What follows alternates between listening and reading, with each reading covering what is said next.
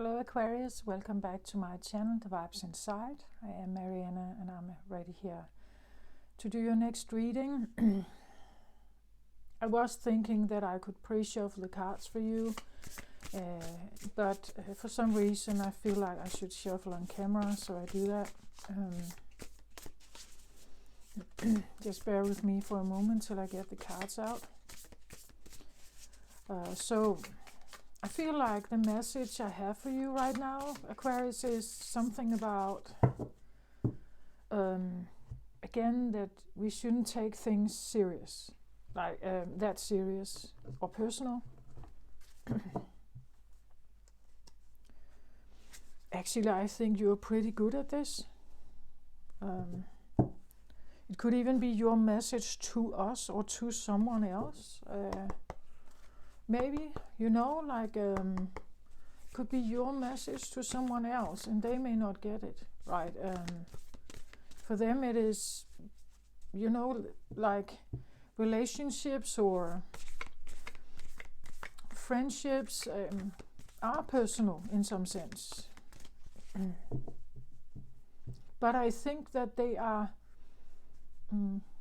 I think for like every individual is different. For you Aquarius, like you,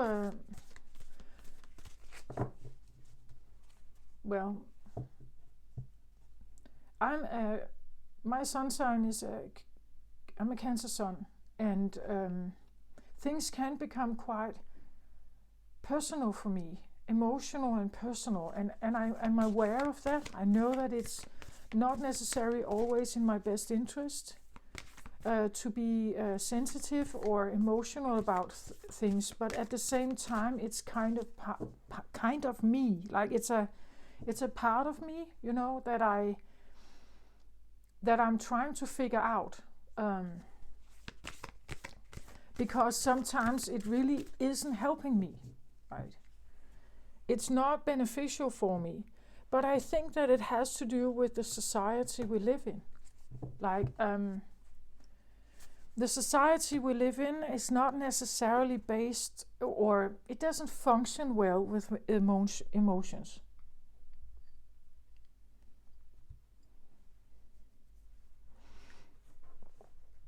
It's a masculine designed world for masculines or men, primarily.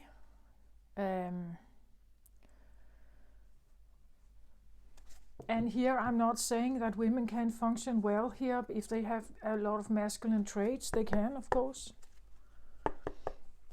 If they have many feminine qualities, I think they struggle more. Again, because of maybe sensitivities, maybe emotions, maybe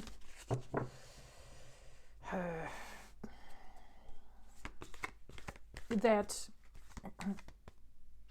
favored or masculine jobs or way of thinking is favored in some way. So competition is high, highly favored, right? The doer energy, the activeness. So it means being healthy, strong, vital, muscle power. It's all very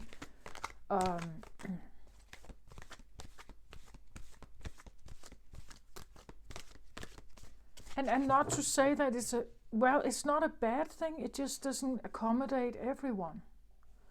So when I say, as I said in the beginning, this idea that we shouldn't take things so personal, it could be something you could be saying, right? You could be saying this to us. Maybe this is the new voice that is coming in, from the age of Aquarius, that astrologers talk about this. Certain New Age people, I, for instance, talk about this. I feel like it's coming. I can feel it, But that's just me, right? That's just my personal stuff. But I think it could be one of the messages, right? That we shouldn't take things so personal.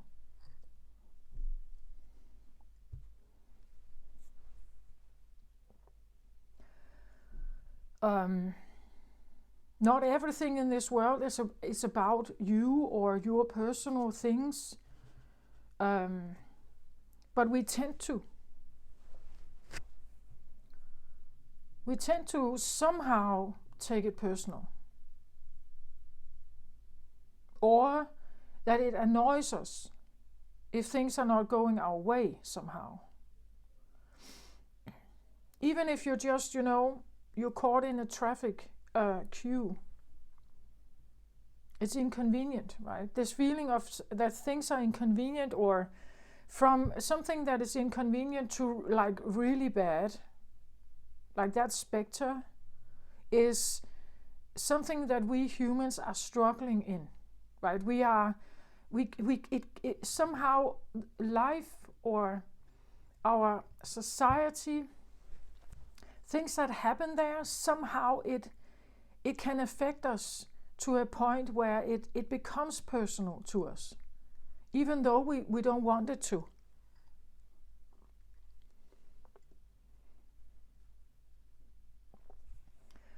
It's from really, really, really bad, a big threat, and then all kinds of in-betweens up till this slight inconvenience. But this specter here is something that we somehow all at some point come across. And we may try to avoid it again, right? Because it's not very fun to be here. And it also makes it difficult to stay uninvolved or to stay unemotional about it, not take it personal. Like when we are in this specter somehow, and we have these experiences, these feelings, it makes us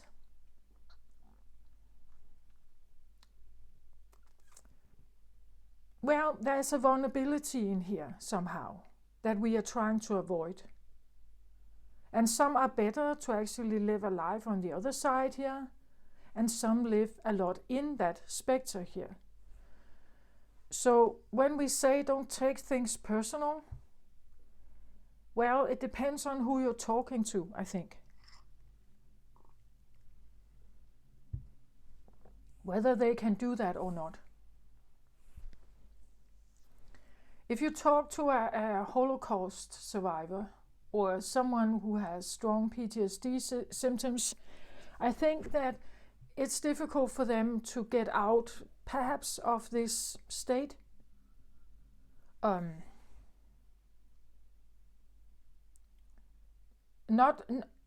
of course that's not your fault.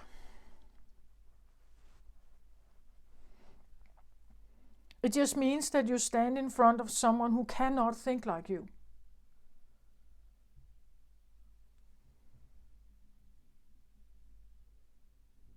It would be easier if we didn't take things personal.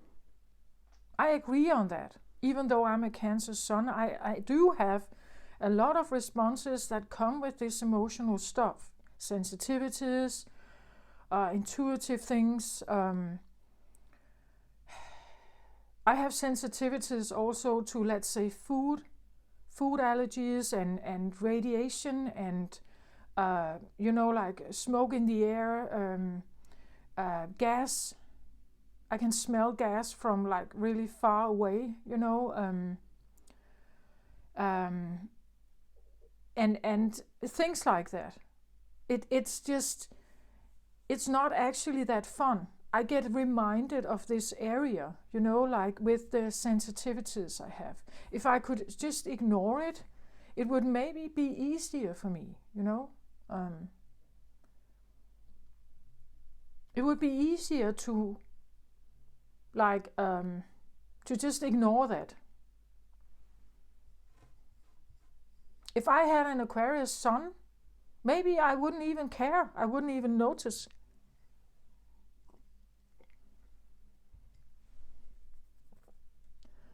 For some reason, I feel like, I don't know why I'm saying this exactly. Either you are in contact with someone who is in that specter,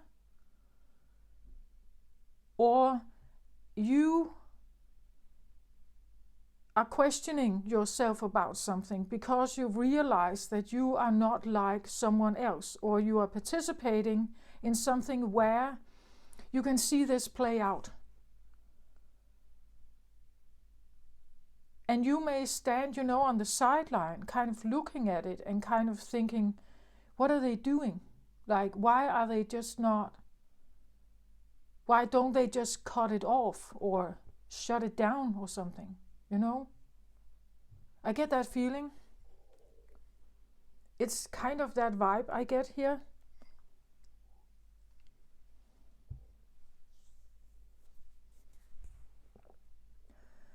My personal belief is that the higher vibration you get, the more you disconnect from those feelings in this area. Or you would say the less human you become, or the less animalistic you become. An animalistic human you become. Instinct-driven, impulse-driven, fear-based,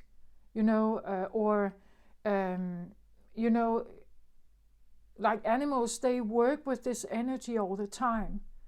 Is there danger here? Am I safe? From a very low vibrational state, I believe humans are in this state. The higher vibration you get, it's like you leave more and more of this state behind. And it could be, like a feeling that you're changing into something else that is... It's not that you don't care. I really don't get that. It's not that not caring. Actually, it's the opposite.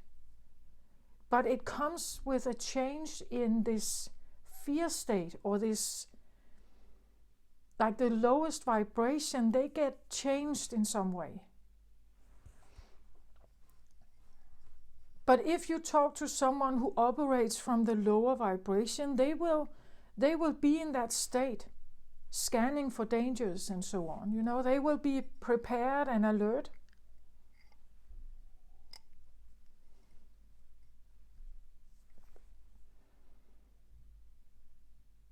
And I just get this feeling like there's this distinction. So again, when you talk to people, just know what is in front of you, right? And for others who are dealing with Aquarius, for instance, and I see Aquarius, it's known in astrology to be, it has an orientation towards the future. It has sometimes a different way of maybe scanning the world. It has sometimes distinctly different views about progress, what progress is, or human development is.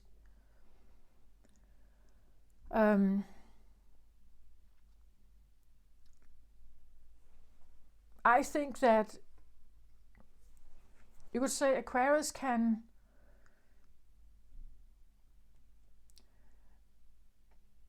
usually Aquarius is associated with science, technology, electronics, like development in areas where I see it a bit like,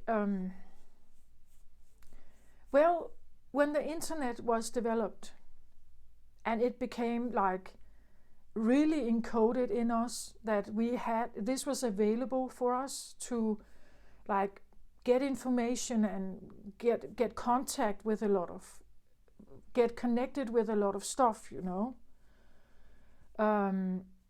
like the internet was a giant discovery as opposed to how the world was before that. The same with cell phones, right? When the cell phone were made and the satellite grid was established and it actually started working, it was a giant change. And I see this as Aquarian energy, right?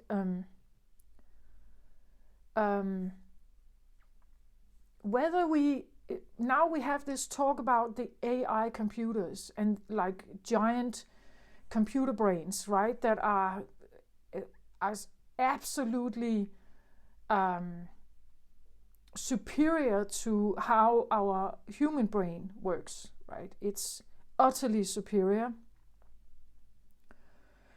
but because it's machine, we still have this, we don't know exactly if this is a good route or not. It's as long as we can control the machine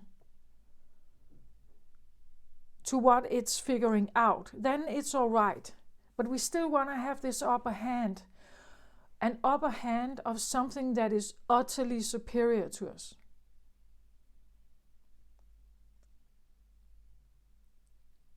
In its technological, analytical ways. It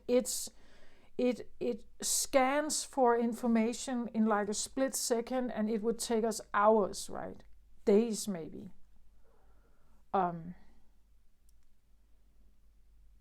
It's like just an online dictionary, right? Today you can just type in a word and bloop, the translation comes. Like in the old days, when I was a child and went to school and we had, let's say, an English exam, I had my books, my dictionary books with me. And I had to like flip the pages until I found the right section and the right word, right? And today it's so much quicker. Like Aquarius energy makes things quicker.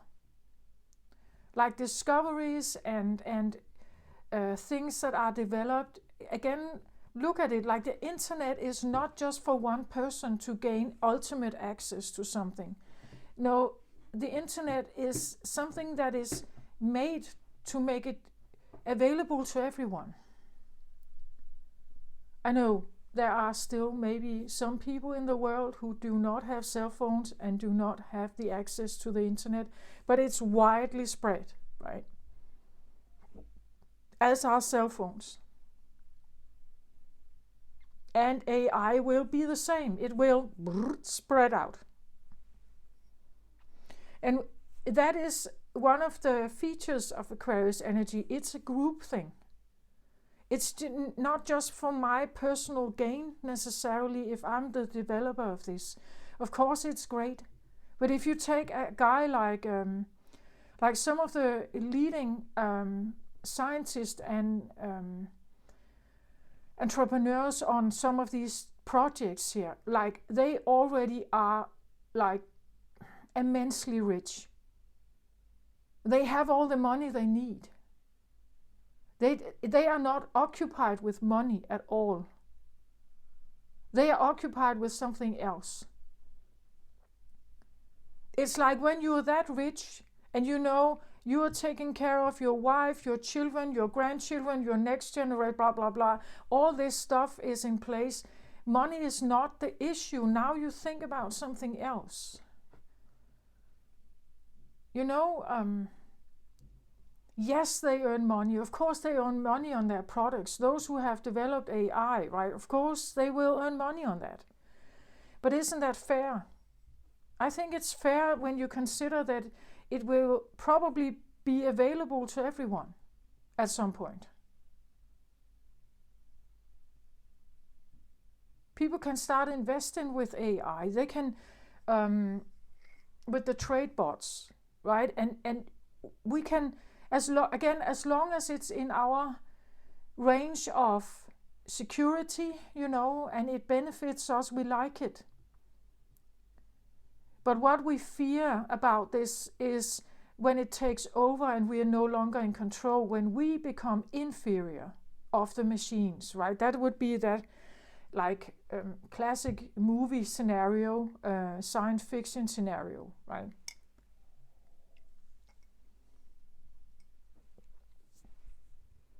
It's not fun to be inferior.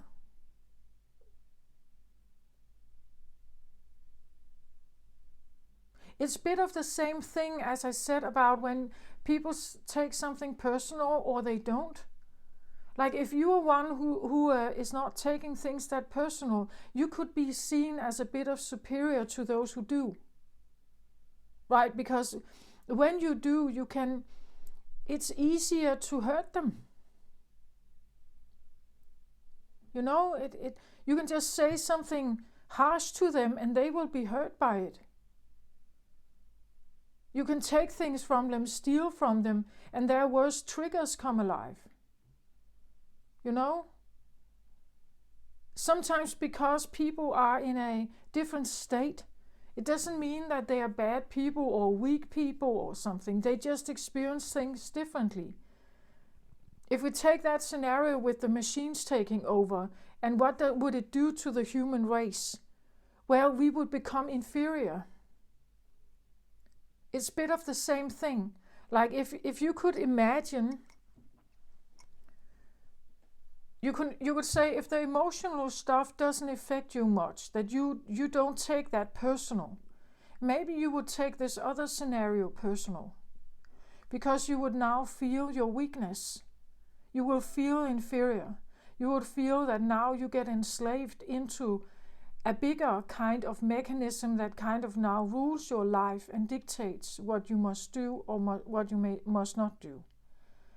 So I don't think that you can ever become fully in charge or control, you know, like when we are not emotionally involved, we do have control over that area, right? We have control over that area because it doesn't affect us until it does. Like until maybe something else comes in that is now challenging something else in you. So I have this feeling that I'm, with Aquarius here, it's like there is something else that you are dealing with, and either you feel superior to it or you feel inferior to something else. Do you get my point? Like either you feel you're the one who looks at this scenario where people are very emotionally entangled and enmeshed, and it's very personal somehow. And you see yourself as being not that enmeshed or not that involved, and kind of maybe feeling, I'm happy I'm not there, right? I'm happy I'm not them. Because this is a mess. Like, if I was in there, that would be a total mess for me. So for some reason, I'm happy I'm out here. That I don't participate in this kind of thing that is going on here. So either that scenario, or you are in that mess and something else here is superior to you. Does that make sense? It's like you are either witnessed by something else as superior to them, or you see yourself in a situation where something is superior to you. Do you get my point of that? It could even be both. You know, like you're witnessing this human thing that is going on with all these emotions entangled.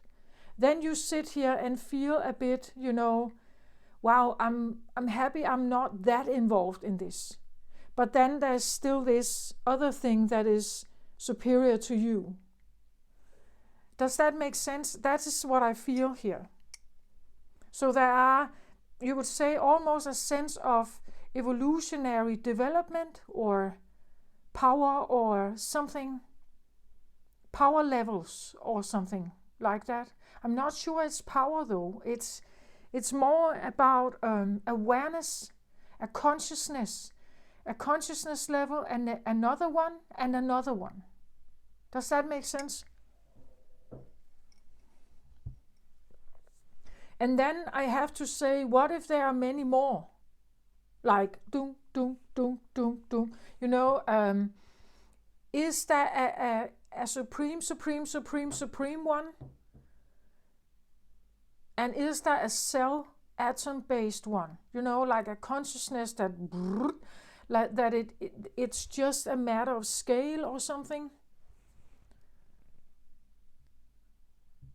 That there's always something that can be inferior of you and always something that can be superior to you. To your brain or to your awareness, your consciousness level,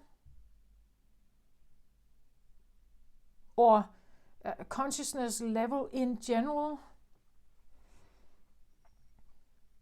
So there could be, when you go to school, you could have this idea that some is more intelligent than you, or you are more intelligent than them, more clever. That is just one step. This idea that I'm very good at math. I'm the top class, one of the top 5 in my class of math, in math. And I know that there are others in my class who are really struggling with this. So I'm superior to them in math. But then I have, college professors that are maybe even more advanced in math. You see, like there is this, that's what I tune in. It's like there are certain levels here of something, depending on what we are talking about here. But there could be this idea of seeing oneself as superior to something, not knowing that there's still another level here, or that maybe you know it, but you haven't gotten there, or you're not there yet, or maybe that's your goal.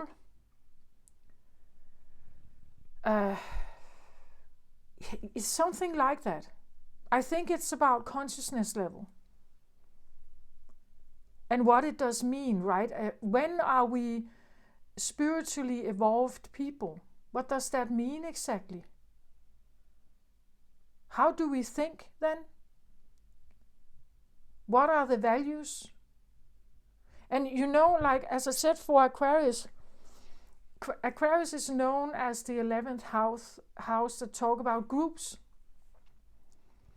community, society, maybe, like that something is made available to the masses for improvement. Like the internet is very quick. We can quickly get our message through. We can quickly find stuff. We can quickly communicate. We can quickly, it has quickened up, you could say, our life, when before the cell phone, you had only landline, I believe it's called landline phones. So it means you couldn't, if you were on the road for some reason, you couldn't communicate. You had to, get off the road and find some kind of phone box or phone booth, or like a cafeteria or something where they had a payphone to call home, or to change, maybe say you get home later or something, we couldn't. Today there's so much communication going on via cell phones, and just believe or think about the time where you couldn't do that.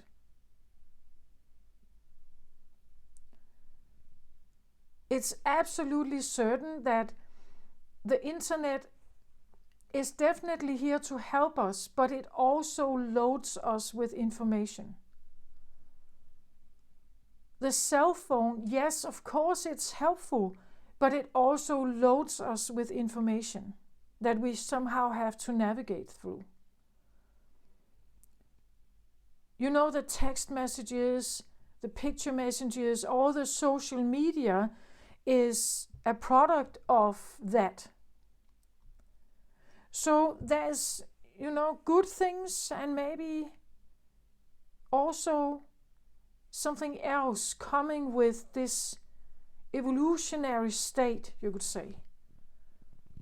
That when something comes to the masses as a very useful product in business also, right? A very useful product, yes.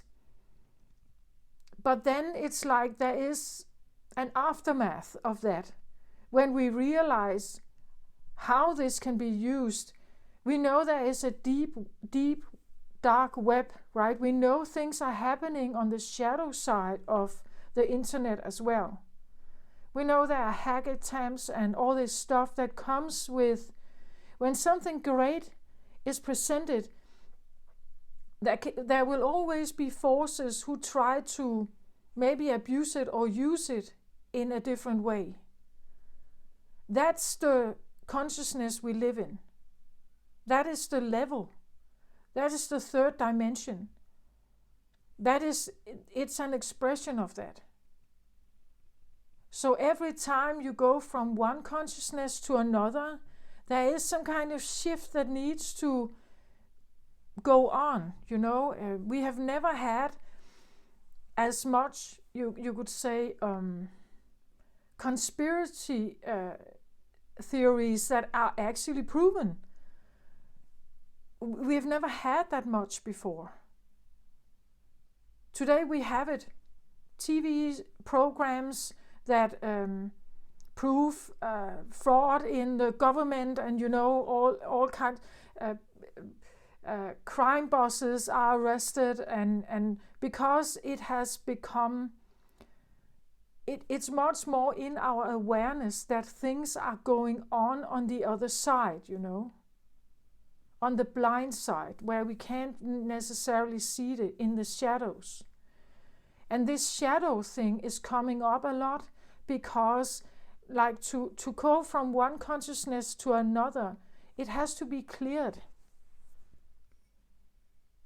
It must come to a point where it doesn't no longer make sense to try to do that.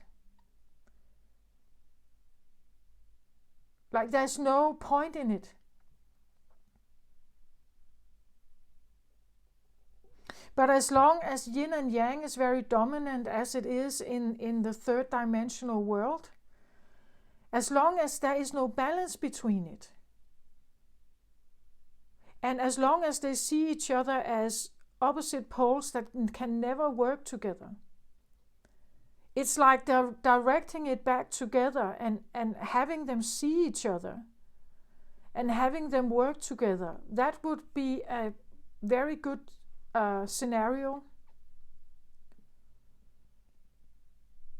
As long as they look at each other as enemies, utter enemies, we will still have the third dimension.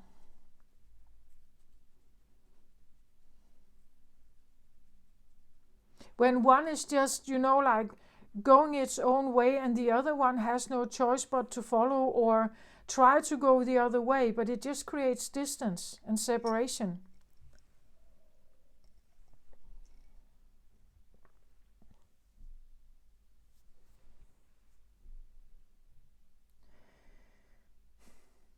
So the consciousness levels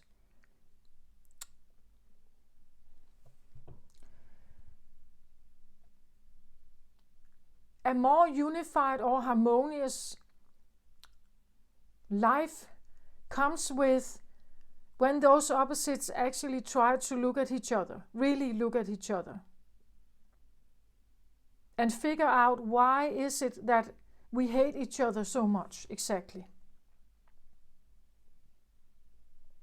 Or why is it that we don't see eye to eye? Why is it that cats and dogs don't go well together? Or men and women? Or why is it that it's so difficult to accept each other's? Well, I guess good sides, that is easy. The other sides, not so easy.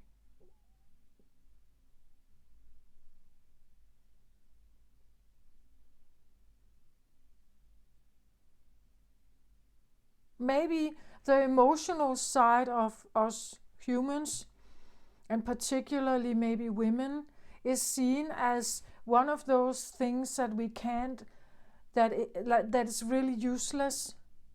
Like it has no value. It's just like emotional entanglement. and it's not getting us anywhere. I don't know, because this was one of the things I said in the beginning, like looking at that, witnessing it, looking at it and just disregarding it, thinking this is a waste of time. But is it? Like, there is something, I said in the Capricorn reading that there was something very specific found in the feminine area. And it has nothing to do with weakness. But yes, that is, that there's beauty in the sensitive emotional realm.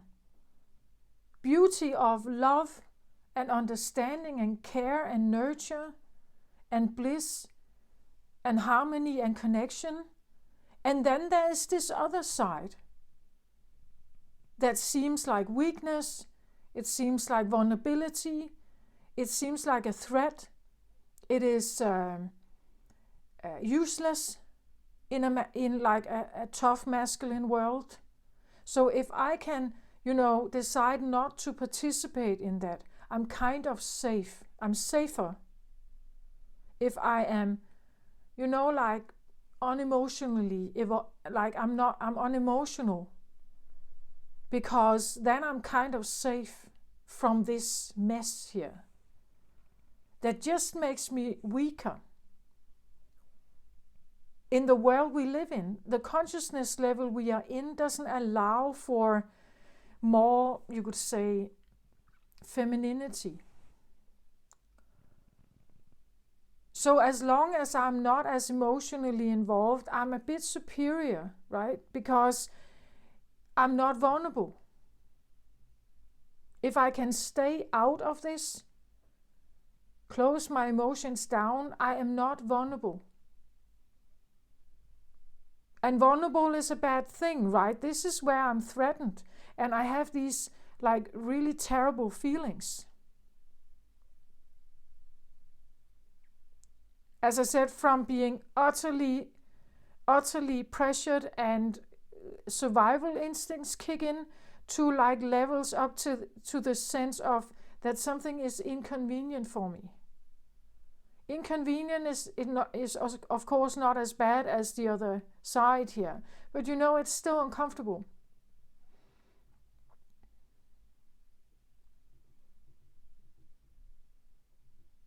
So maybe if I just close off this entire sector of feelings, then at least I don't have to deal with that, right? That is not a threat to me now. I can turn it off. I will never even feel this.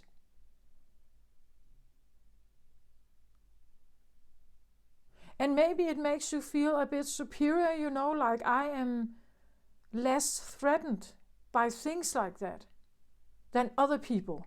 And because I see other people are running around in this stuff, I can just relax and lay back and kind of just, not my business, right? I'm so happy I'm not in that thing here. Maybe you feel it's better. Maybe you feel it's safer.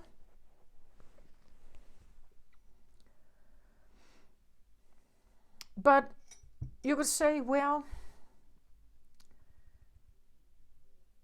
there are also certain things you can experience if you sit up here like that.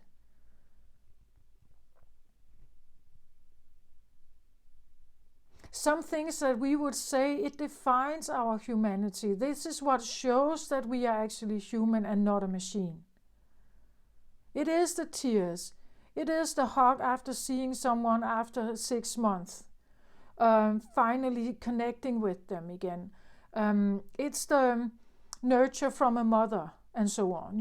It's the things here that define our humanity, our human essence, is like if we are not able to participate here, we are, I would say, somewhere in between. Like we are not, again, I've had this a bit in my readings. It's a bit, I feel like maybe a month or two ago, something about a feeling of a hybrid, right? You know, like I'm a human, but I'm not quite that.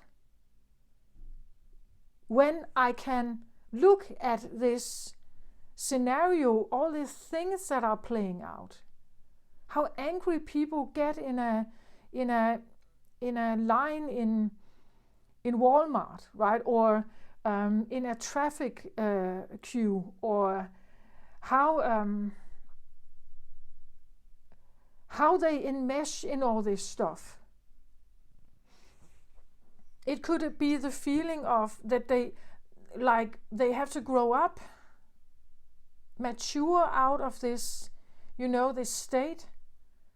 I've said before, I find that it's like humans, that they may operate in this field, as I talk about, take things personal. They're very enmeshed in each other's stories and everything that goes on social media, and this guilt and shame and thing, that all this stuff that's going on, it's occupies so much energy. If we could kind of just evolve out of that and not take things so personal, it would be much easier to exist.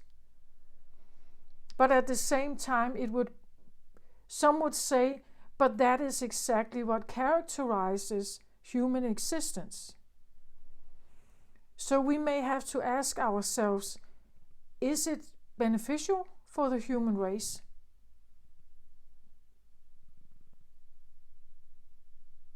Do we think it works out well for us to be at this stage?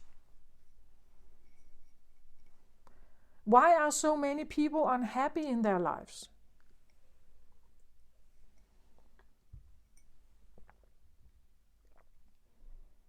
We can ask ourselves if the human evolvement at this point in time is actually a success.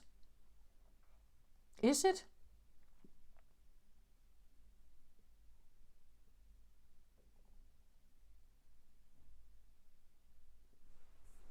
Maybe we need to evolve more. We are very good at creating a lot of stuff. You can buy almost anything in this world, right? The only thing you can't really buy is happiness. So what does that mean for each and every one of us? What is that exactly? What if we could literally erase this thing here? Like this way of existing, what if we could just take that away? And there will only be, from, you could say, just the other side of inconvenience and up and forward moving. Would that be a better existence for humans? If we could just take all this crap, throw it out with the garbage. And from now on, humans exist from, convenience and forward.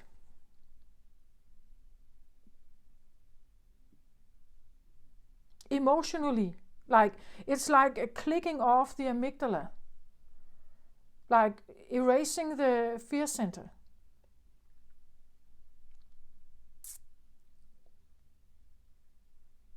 Would that be a better human experience? Probably.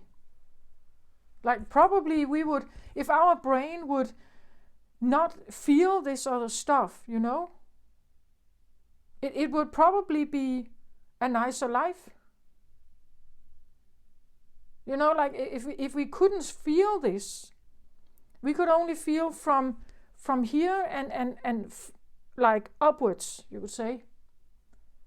Fun, joy, excitement, happiness, bliss, blah, blah. That there is a lower vibrational state of mind and consciousness that could just, we just shove it out the door. Like if you could look at the world and you could kind of take a vacuum cleaner and you could suck off all the low vibrational energy. Wouldn't that be great? Then you are taking one of the dualities, right? You're taking the bad from the good. The good is good because the bad is there.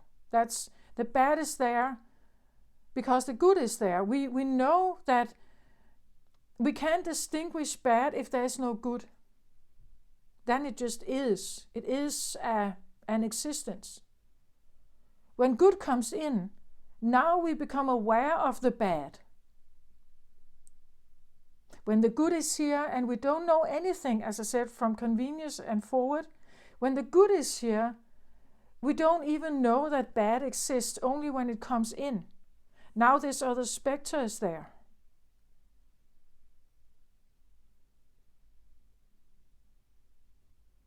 So these two can only exist if both are present at the same time. If one is not there, it's just existence. And it can be an existence where we feel very threatened. But it's still just existence. There's no light then. There's nothing warm and cozy, and that would be maybe the machine world that we fear, right?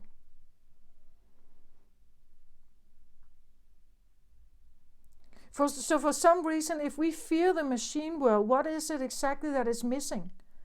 It's the warmth, isn't it? It's the care. It's the smile. It's the nurture. It's the connection. It's the love. So there is something to be found in this area, even though it also comes with downsides. It's just we can't look at masculinity or femininity as good or bad, or we could say, well, in the yin and yang symbol, it is yang is supposed to be white and yin is supposed to be black, but not to say that one is bad and the other is good. There is good and bad with yang. There is good and bad with yin. It's not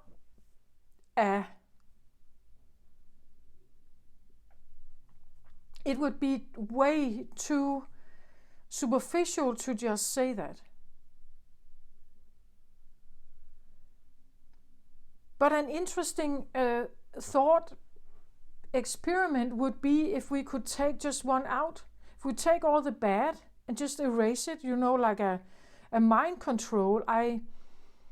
I fix something in your brain, so now all this stuff from survival, PTSD, responses up till inconvenience, all of this is gone. We just take it out of the brain.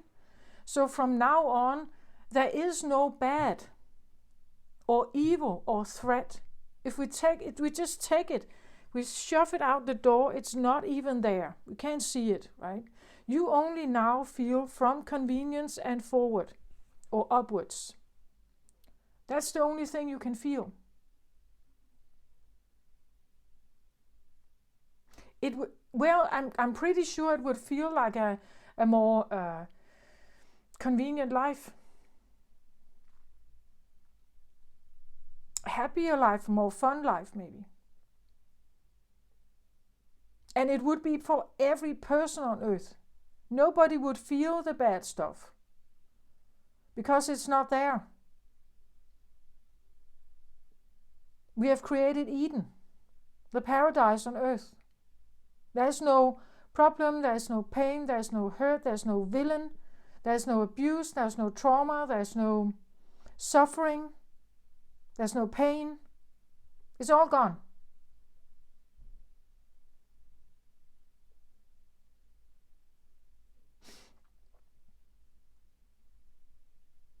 Usually what happens to humans is that we get bored. It's like it's the same and the same and the same and the same and the same and the same and the same and the same. We as humans in a dualistic world, we long for the oneness because we know what suffering is. And oneness would mean that we now have a full balance between yin and yang here. And this can happen when all of Earth raises the vibration up. then we can have this. And then we will all be aligned with it. It will feel natural to all of us. But this state we're in right now, this is a bit chaotic. Some are there or almost there, and some are not. That could be what I'm witnessing here, or what I'm talking about here. It's like you could be witnessing some people that are highly enmeshed in all kinds of stuff here in society. And they take everything very personal. It's very dramatic and competition. It's very ego-driven, you know. And you can just sit and watch this and kind of say, wow, I'm pretty happy I don't need to engage in this.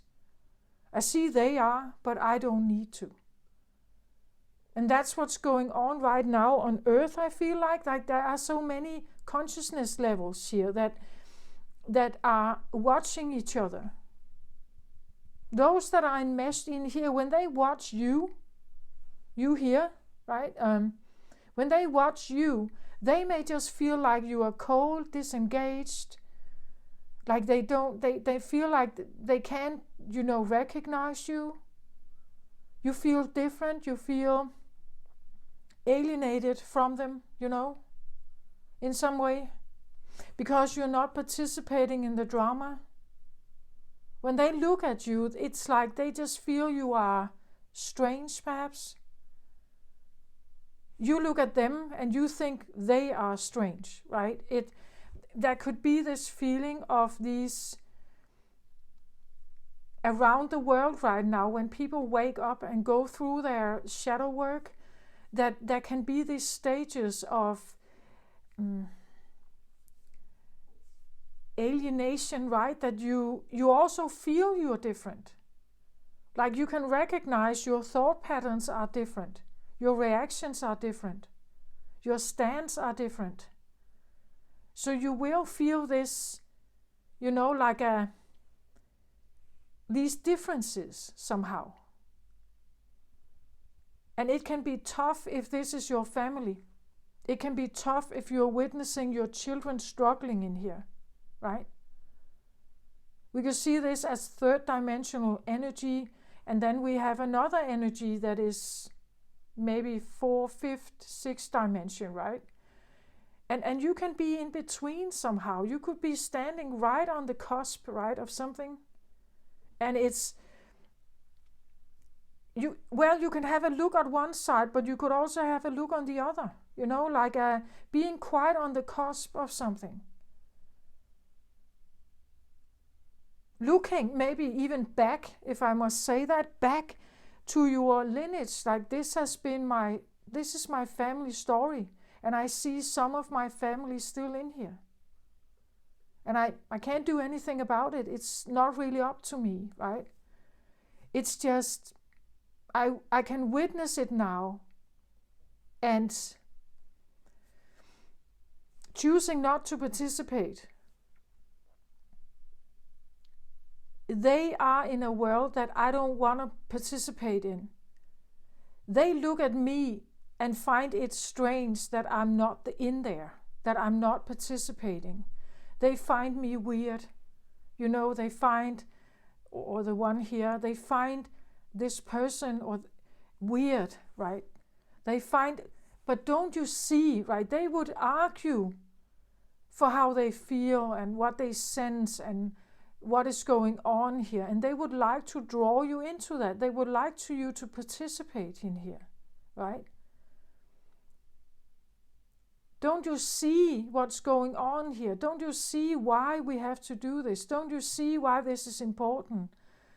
Why we need this connection? Why I'm doing this? Why I have this responsibility? Why this and why that?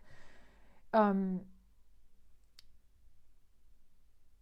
someone just, standing outside of it, and it's just not, but I'm not in there. This is not for me, right? I choose to just stay where I am. So, it could be you trying to communicate with something. You wanted to understand, You know, it can be, I don't know. What is here could be a family dynamic that is enmeshed, and it's hypersensitive to each other's emotions and ultra, guilt oriented. And then you have someone on the outside who doesn't come from that kind of environment. They don't see it like that. They don't have the same experience. And it's like, maybe you want to, explain it. You want to explain, but don't you see? It's like we have all this blah, blah, blah, blah, blah. And this out here is just saying, not my problem. It's not my deal. I'm not, it's not really for me, or I don't see why I should jump into that, Something like that is going on here. So let's have the center card here. I get River of Blessings, releasing constraints.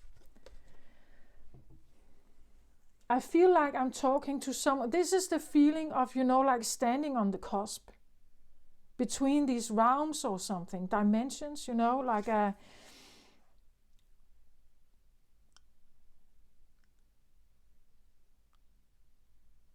River of Blessings, releasing constraints. Look at her. It's like she's almost blending in with this giant jaguar in the background here. For some reason, I feel like it comes across as a protector for me. Like the River of Blessings. It's like standing in the midst of a river of blessings. It could be, again, I said something in the Capricorn reading, something about like gratitude. Gratitude for maybe being at the cusp. Like the in-between, the void, or this feeling of, I can look one way, but I can also look the other, right? I can look from where I come from, maybe, and I can see family members are still in here, struggling, and I'm standing here, and I'm so grateful. Right? I'm grateful that I am, I wouldn't say out, but it's not the right place for me. That I am, because maybe I have withdrawn some of my emotional enmeshment in this, because I have withdrawn it, and I'm not taking things personal here. I can look at my experiences maybe on earth without taking it personal, without crying or feeling pain or suffering. I can look at it as, as life lessons. I don't need to take it personal at all. So when I do this, I actually stand in the midst of something here where I can, the River of Blessings, releasing constraints, it feels like releasing constraints is this idea that you take things personal, right? When you take things personal, you're right in there. You're in the muddy pool. You're struggling with it. It pains you, it hurts you, and it takes you away from your God voice. Because you're in pain here. The pain comes with the emotional attachment to it. I really believe that. It's, if you can take yourself out of any personal attachment, it may feel that you become less human. You become more robotic, some would say. Like, they tell you all their stuff, but it's like you become this wall, and I believe that Aquarius can come across like that sometimes. The King of Swords is usually known as rational. It's a fixed energy, Swords energy, intelligent, clever, rational, efficient. It's not emotional. Like that, like Aquarius energy, King of Swords, can be pretty you know, like stern. It can be fixed in its ways. It is rational. It's brilliant. It is very intelligent, analytical, mathematical. It looks as if at efficiency. It doesn't get derailed into all this emotional blah, you know. And well, some would maybe say that, but that is not quite human, right? The human part comes with the blah, all the blah in here. That is the human part. But I can't say that. I don't know. I'm just saying that you, Aquarius, you live here and you have your Aquarius ways. And for me, you're just as human as everybody else. And you have a heart underneath that definitely beats for something special. I've said for all the other zodiacs, every zodiac sign has a special call. Something that is uniquely them, something they would fight for, stand up for, leave everything for. Something that is of a vital importance. It's the seed of their existence. It is the guiding star. It's the most original, authentic seed or core in them. And I believe you have that as well. No matter how people see you, no matter if they feel like you are unemotional or you're not emotionally available, or you don't get enmeshed into all this blah, blah, blah, blah, blah.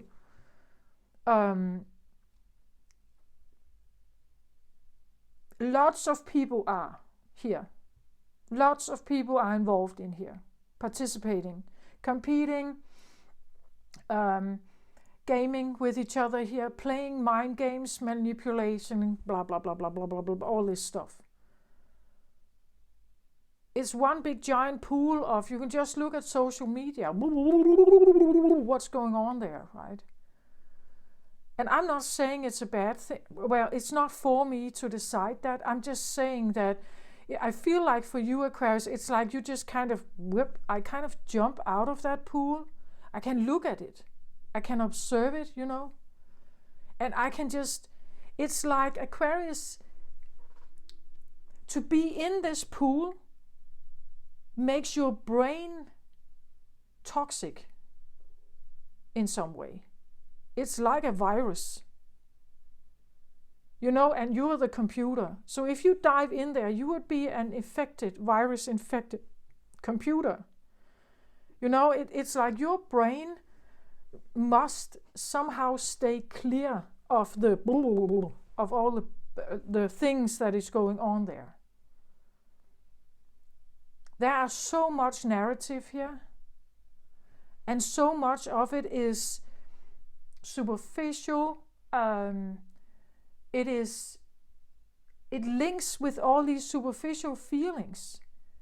It links with being enough, good enough, like fashionable enough, trendy enough, fit enough, looking good enough. It's all about this emotional judgment thingy, you know.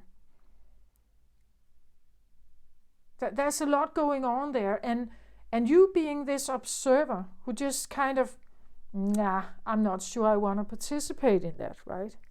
You're this in between. I feel like you are the cusp. You stand on the cusp between again, the world is in this enmeshment thing. You stand and you're watching this. And you're kind of saying, no, this is not my stuff. This is not for me. You're looking at it more, I feel like, what on earth are we going to do with this? Like, how can we somehow, like they are so absorbed in this. Like the world, people are so absorbed in this. They take things so personal. This is an evolutionary state that is maybe difficult to change, right? If I could somehow make them see that. And maybe you can with some people, but not all, because some operate from the emotional place. It's who they are. It's their seed. And they're fighting for that seed. That's why they do the things they do. The fire signs are innate competitors, right? They do the things they do because it's their seed. It's who they are. It's their core.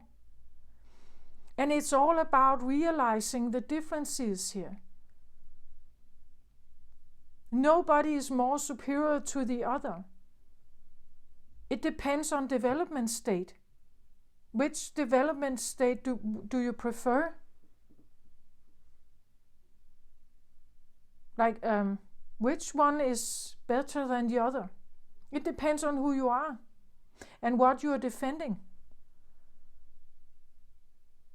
That's why the world is so complex. There has to be something here for everyone.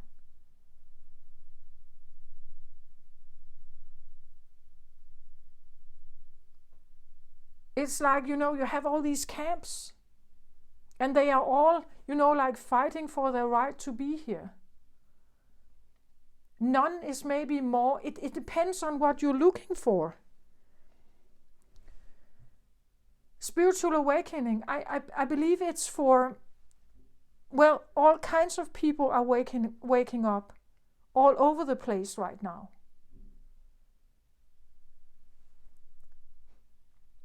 It doesn't mean that it gets necessarily easier just right now to communicate with each other. Actually, I believe that there can be even more annihilation between some of these groups before it gets better. Like the vibration has to generally come up before we actually start, instead of looking at each other like separate, we start to look more at each other. We are choosing to face each other instead of just judging each other and keeping us separate. But we're not there yet. We're not there yet at all. Whom I'm talking to here, it feels like they are on a cusp, like they stand and they can watch these realms, I feel like, or groups, They can look at the groups and they can see, the fire element. Yeah, of course, they like competition. They like drama. They like highs and lows, maybe, or maybe not lows, but they like the highs, right? This is something that is in their core. That is their stardust. So whom am I to judge that? To be wrong? I can't say it's wrong. If I'm not wrong, then they can also not be wrong, right? It's just a matter of yin and yang. I look at the water signs, sensitive, emotional, mother-like energy, feminine, very beautiful, very blissful, very light, very nurturing and caring. It can be, right? It can also be manipulative. It can play games like power games. It can, because it has to. Like if the feminine gets treated in a very bad way, how is it supposed to survive? It has to use what it has available to it. But only if it's threatened, only if it's not accepted, only if it's in this area of feeling something in this area, maybe threatened, maybe abused, maybe taken for granted, whatever.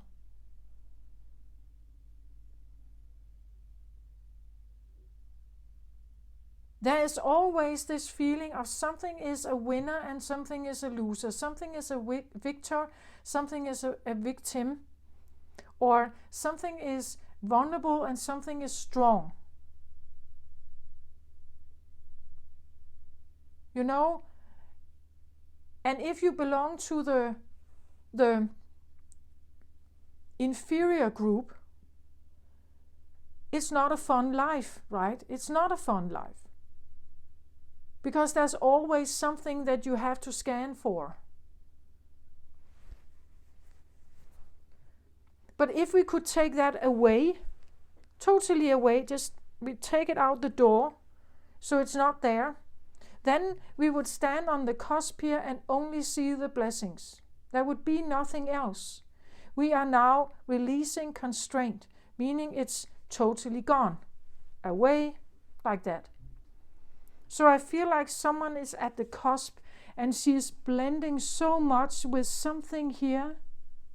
One of the reasons why she can release the constraints, or all the bad stuff, you would say, is because there's something here. It's like she's blending with it. Do you see how her headpiece is almost blending in with this giant jaguar here in the background? It feels like a protector. Or we could say this could be the feeling of merging with your soul, merging with the infinite. Because the infinite is one of the reasons when you are not connected with the infinite or with your soul, that is the reason why you're in this place. You live by animalistic impulse survival responses. As I said, the low vibrational energies, they link with this state of evolution. There is no other way.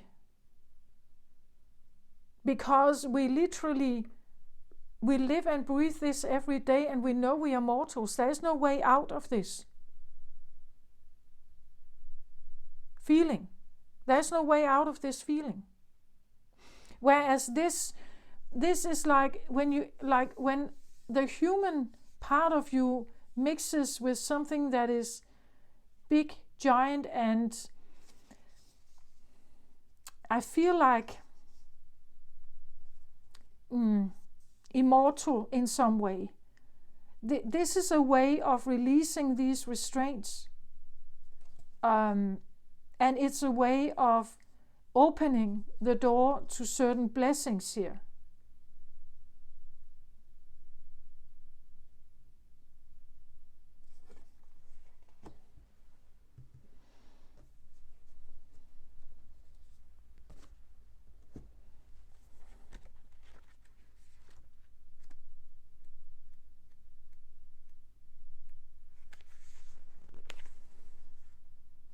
Again, this is like, this is where you're at the cusp and there's something superior watching you, right? It's like, I know I've taken myself out of this pool, so I'm here. But I also know there's something here still, like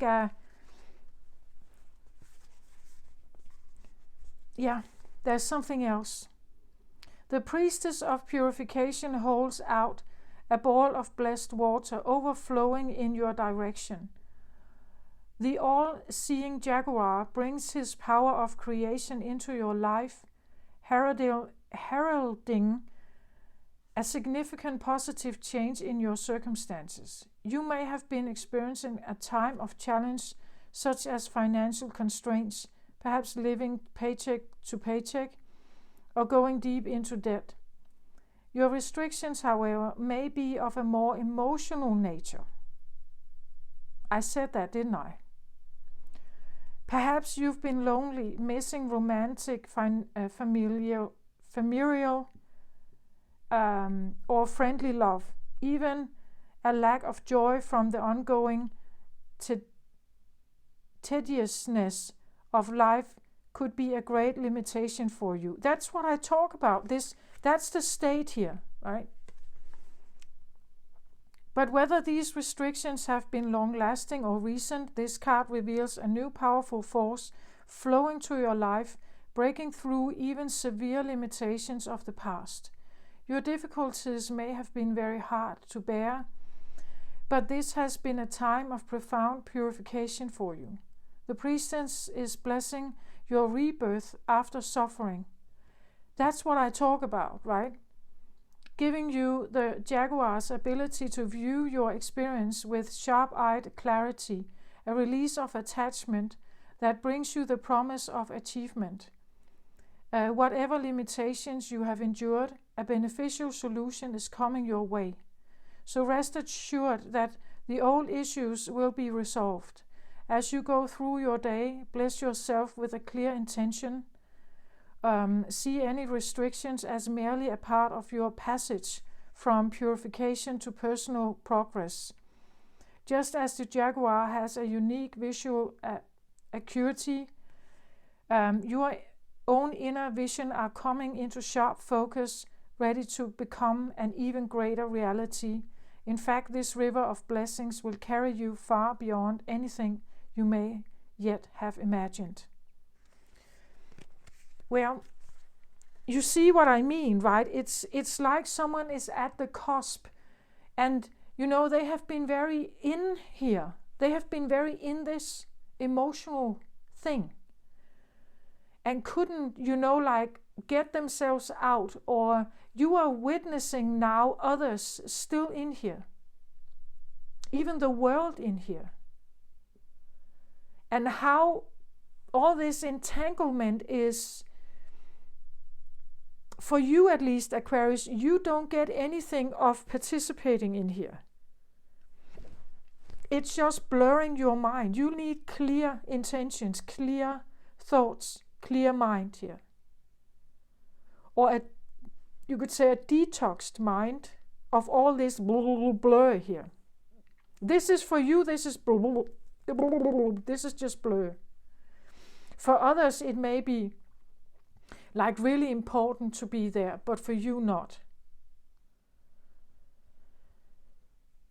You are now, about to turn your head around and then look in the other direction, right? You're looking to a higher vibrational state of consciousness, and your clear, detoxed brain or vision here is going to help you move forward. That's what I see. Someone at that cusp,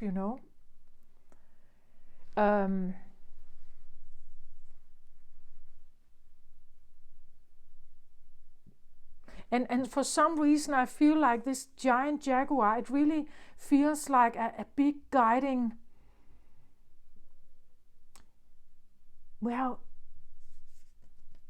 in shamanism, this would be an animal spirit, right? That is guiding you. Jaguar is known as protection, right? It's as a great protector, coming in here with the ball of blessings for you. Beautiful card, Aquarius. I think it's important to stay clear of the blur here. The emotional stuff is not your realm, right? I know we are made up of not just our sun sign. You have a combination of different settings in your birth chart, and there could be water placements there, of course, and they may have been triggering you here, right, to figure out where you are going, or you have been struggling with something that has had you enmeshed here. It has had you enmeshed in something. But I get this feeling of being able to see it now, being able to see this entire thing that plays out here, and it's highly enmeshed, emotionally enmeshed, and the evolutionary state is childlike, it's toddler-like, and we take things personal in that space here. We feel threatened. We become angry. We become disappointed. We fall in love. We fall out of love. We get angry. We are disappointed. We are heartbroken. We are all kinds of stuff in here. But for you, Aquarius, I really feel like it's not helping you to be here. Like it's actually detoxing your brain. It can't make you see clearly. And I get it. Some people look at Aquarius and they would say, but they can be so cold in their ways, in their communication. Yeah, you just have to know where Aquarius comes from. That they are they're mind driven. Where water signs can be very heart driven, like it's just a different pole. It's a different club, it's like being part of a club. And if you put Aquarius in the same room, I guarantee you they figure this out. They will easily figure out, oh, I'm in the same group. We belong to the same group here.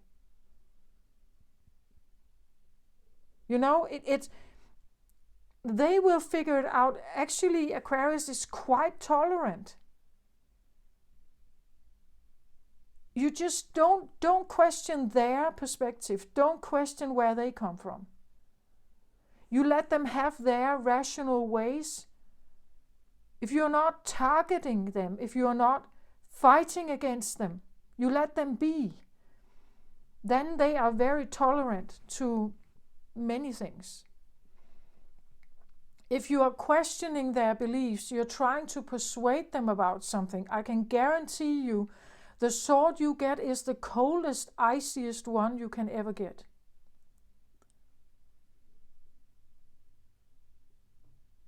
That's what it is. Everybody is fighting for something special.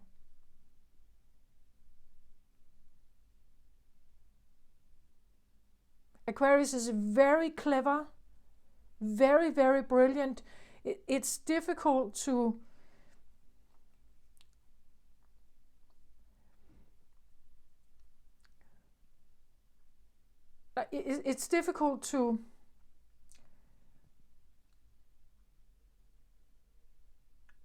I wouldn't say get the upper hand with an Aquarius, but Aquarius doesn't have to win.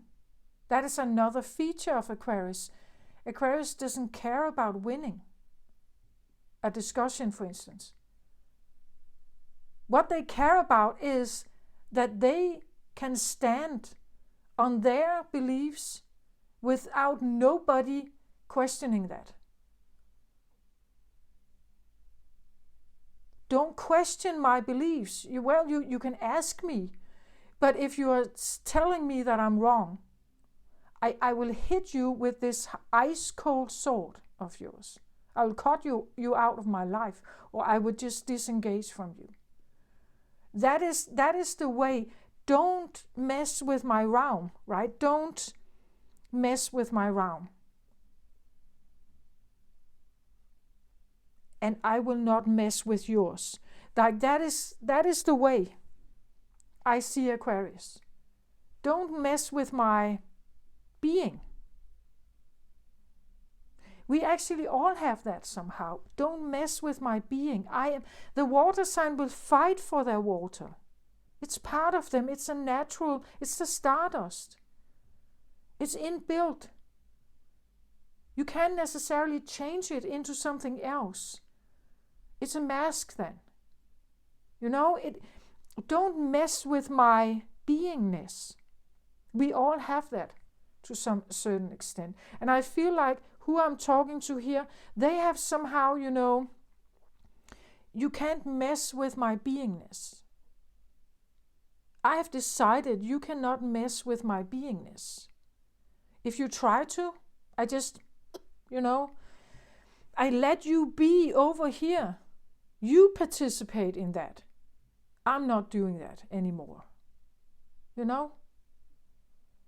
And someone who is in this, they may not get it. Like, they may look at you and they may not get it. How come that you don't feel you need to participate or give or, be part of this family dinner, or why don't you feel remorse, or why don't you feel sad, or why don't because they are not in there. They're not in there. They decide not to be in there. Their DNA tells them, nah, not for me.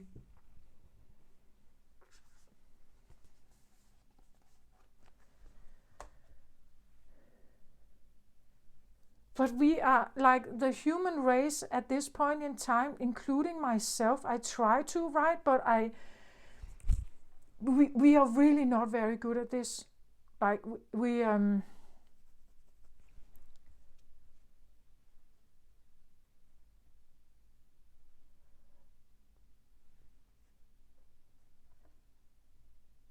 like we can become highly enmeshed with each other. And sometimes I don't think it's the best.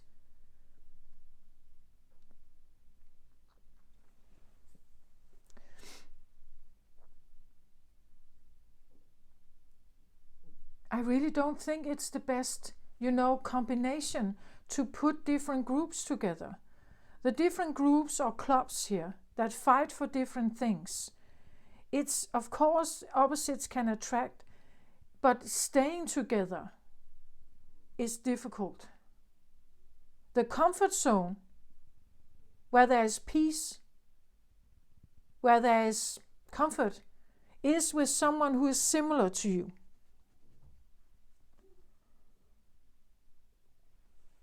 That's just how it is. We find another level of chemistry and understanding there. They get us. They get our worldview, our points, our way of looking at the world. They have the same kind of priorities. It's easier to be here. If you stand in front of one of the other clubs, it will of course come with friction. It's inevitable. I believe the sexual attraction is exactly that. It's friction. It's not necessarily the love of your life. It could be great sex, right? But it's the friction. There's not the same friction in the friend group. It's not the same. The friction comes when you stand in front of something that is fighting for its own, like its own core, and you yourself do the same. Then you have this friction. And the friction is an electrical charge.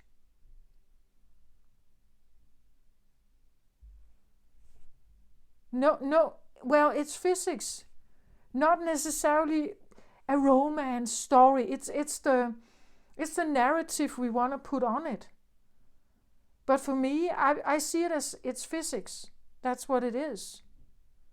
The chemicals released in our brain when we fall in love with someone, it's physics. No romance. So now I really stand on this side of Aquarius, right? I take all the romance out of all the narrative, all the emotion out of, like a crush. Having a crush on someone from a perspective of Aquarius, and my Mars is Aquarius, it's physics.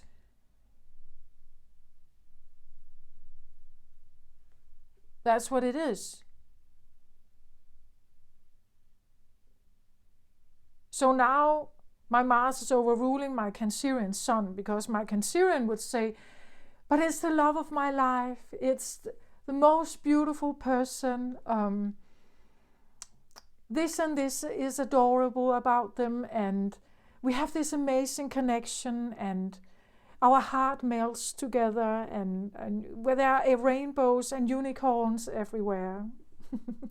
That's the Cancerian version. And then you have the Aquarius who just said, but it's just physics.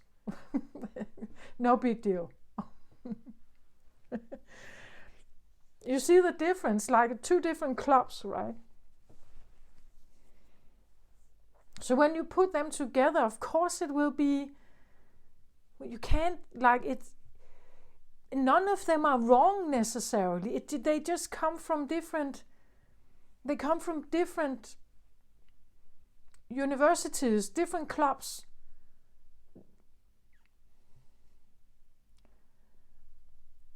different homes, different flames. And we have all this going on because we haven't figured this out yet.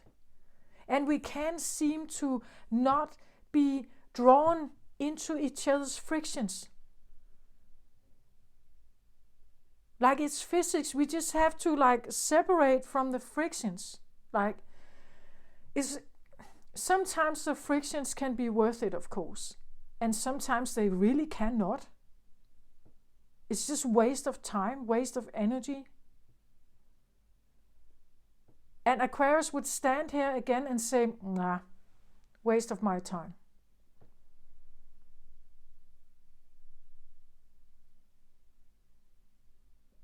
It's not efficient.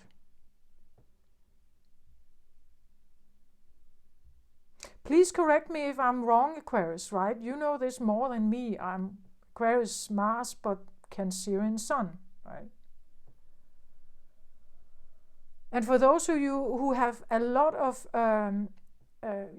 several planets in Aquarius, I believe this becomes more and more apparent. More and more apparent.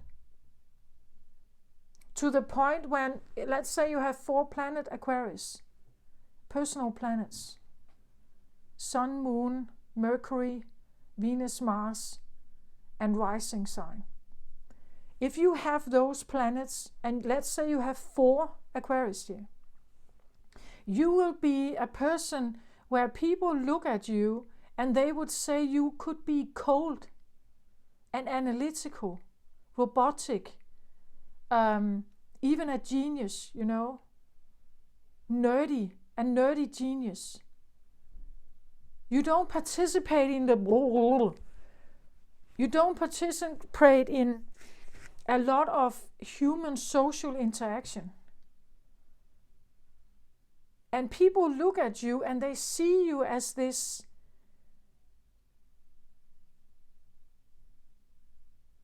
maybe weird in some way. And we know that when people can't find familiarity, we are often labeled as an outsider, as an alien, as different or unrelatable somehow.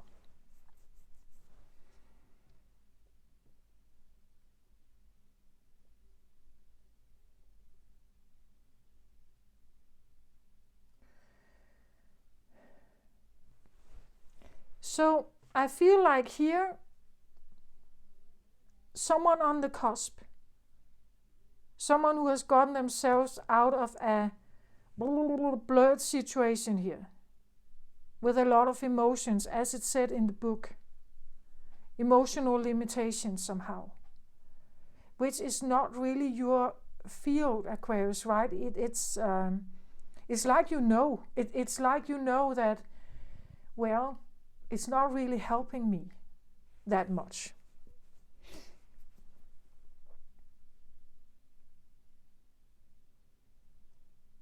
So there can be certain situations where I feel like your emotions are there.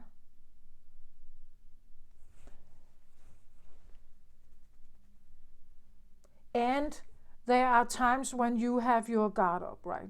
Don't mess with my beingness.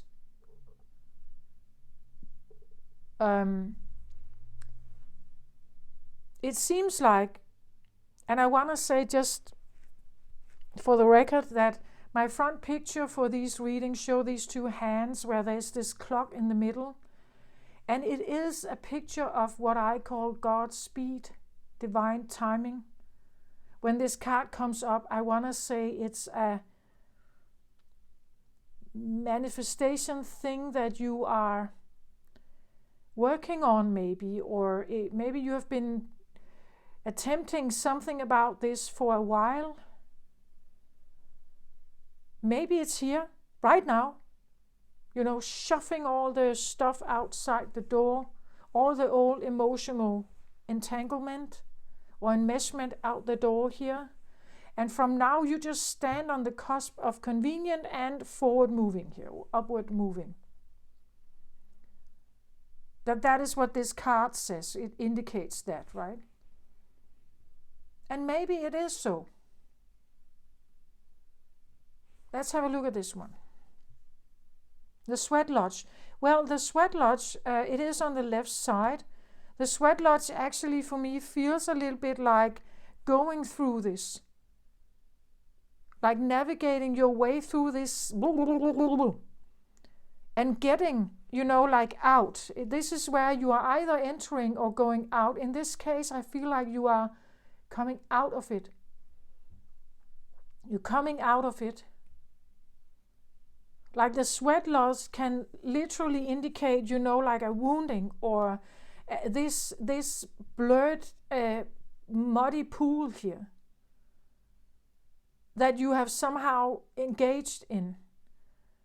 And the sweat lodge is known to be a place where you sweat, right? It's a place where you purify. You get some of all this ickiness out of you, the virus out, the detox out of your brain, right? And then you come out on the other side. And when you stand there, like right on this cusp, you can look back, right? You can still look in while the doors are closing here, right? You can still look in. You can look in on this place here where all this stuff is going on. All these bad, terrible emotions and suffering and all this stuff has been there, right? And you are either looking back just, a little bit, and you're looking at it like, what on earth was I doing in there, right? Why did I even end up there? And turning around, turning around and you're out of it now. Like you can participate forward towards this one. It's like, you get out of the lodge here and then you look. Like when you turn around, you look at her. This is the one you look at, right? She is the next one. She is the center here.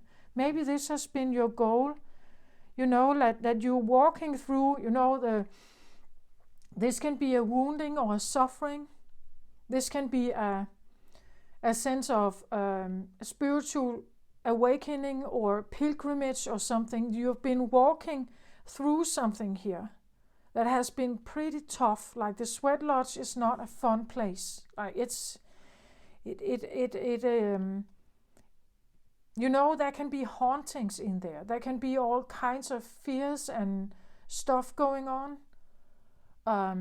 Sometimes with a shaman here on the side. And for some reason I get a bit of shamanic energy or a bit occult here. We have the black candle. I've had that for these readings here. With a white core, but still a black candle. And the black candle for me always suggests something like, I normally don't use them actually, but it felt like, I feel like there's something in the air at the moment. There's something going on where this is present. Like it is a sense of an occult alternative. It's not just going to a therapist or psychologist here. This is, you could use ayahuasca, going through to a shaman, working with the animal spirits, rituals. You could say it's old feminine rituals or procedures. It's a cleansing that is different than just a food detox time, where you are detoxing your body from certain foods. This is it's an energy thing, like an energy detox also here, vibrational energy detox. And I get there's this in the air, I feel like. Rebirth, you could say, scorpionic rebirth. Again, energy work is the non-physical. It's scorpionic. Scorpio energy is known to be non-form. It's the organic molding that hasn't come into form yet. It's the rebirth. It's the death, transformation, and rebirth process, right? It's when it's not quite there yet.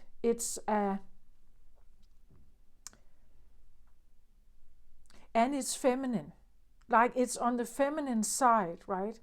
We know that the masculine is known for being something tangible, physical, where the feminine can be, it operates a lot in the non-physical realm, in the emotional realm, intuitive realm, in the molding of a child in the womb, right? It's a physical process, but it takes a while, and there are emotions, and it's a creative process. Definitely also physical, right? The cells are dividing and so on, but it takes a while. It's a process of creation. I feel like this is also a process of creation. It's just a different you, or it's a different kind of you. And there could be this feeling of looking back and knowing,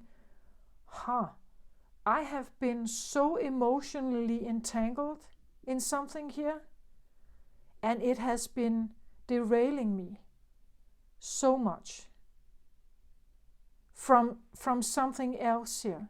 Maybe it has even derailed me from me, I got so absorbed in this that I couldn't think clearly.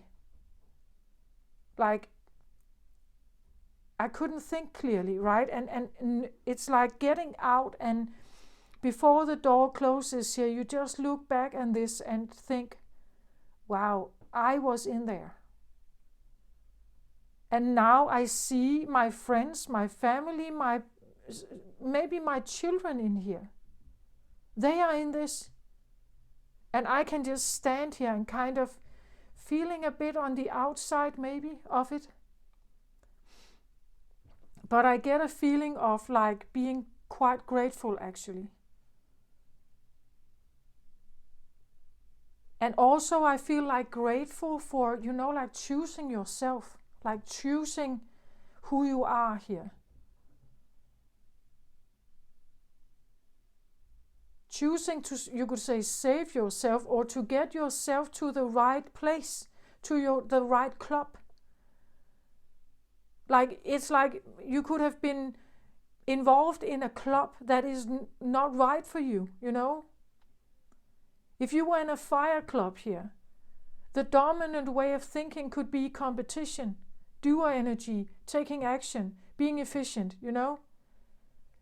But you, on the other side, you look for clever ways to get things done, not necessarily competition. Not necessarily running, not necessarily, like muscle power. It's not necessarily your way. You think of efficient, intelligent, maybe electronic, technical, or scientific improvement. That is your area. It's like joining a club. Again, I get this movie like, what is it called? Divergent. The Divergent movie. Where the main character, she grows up in, like one club, you could say.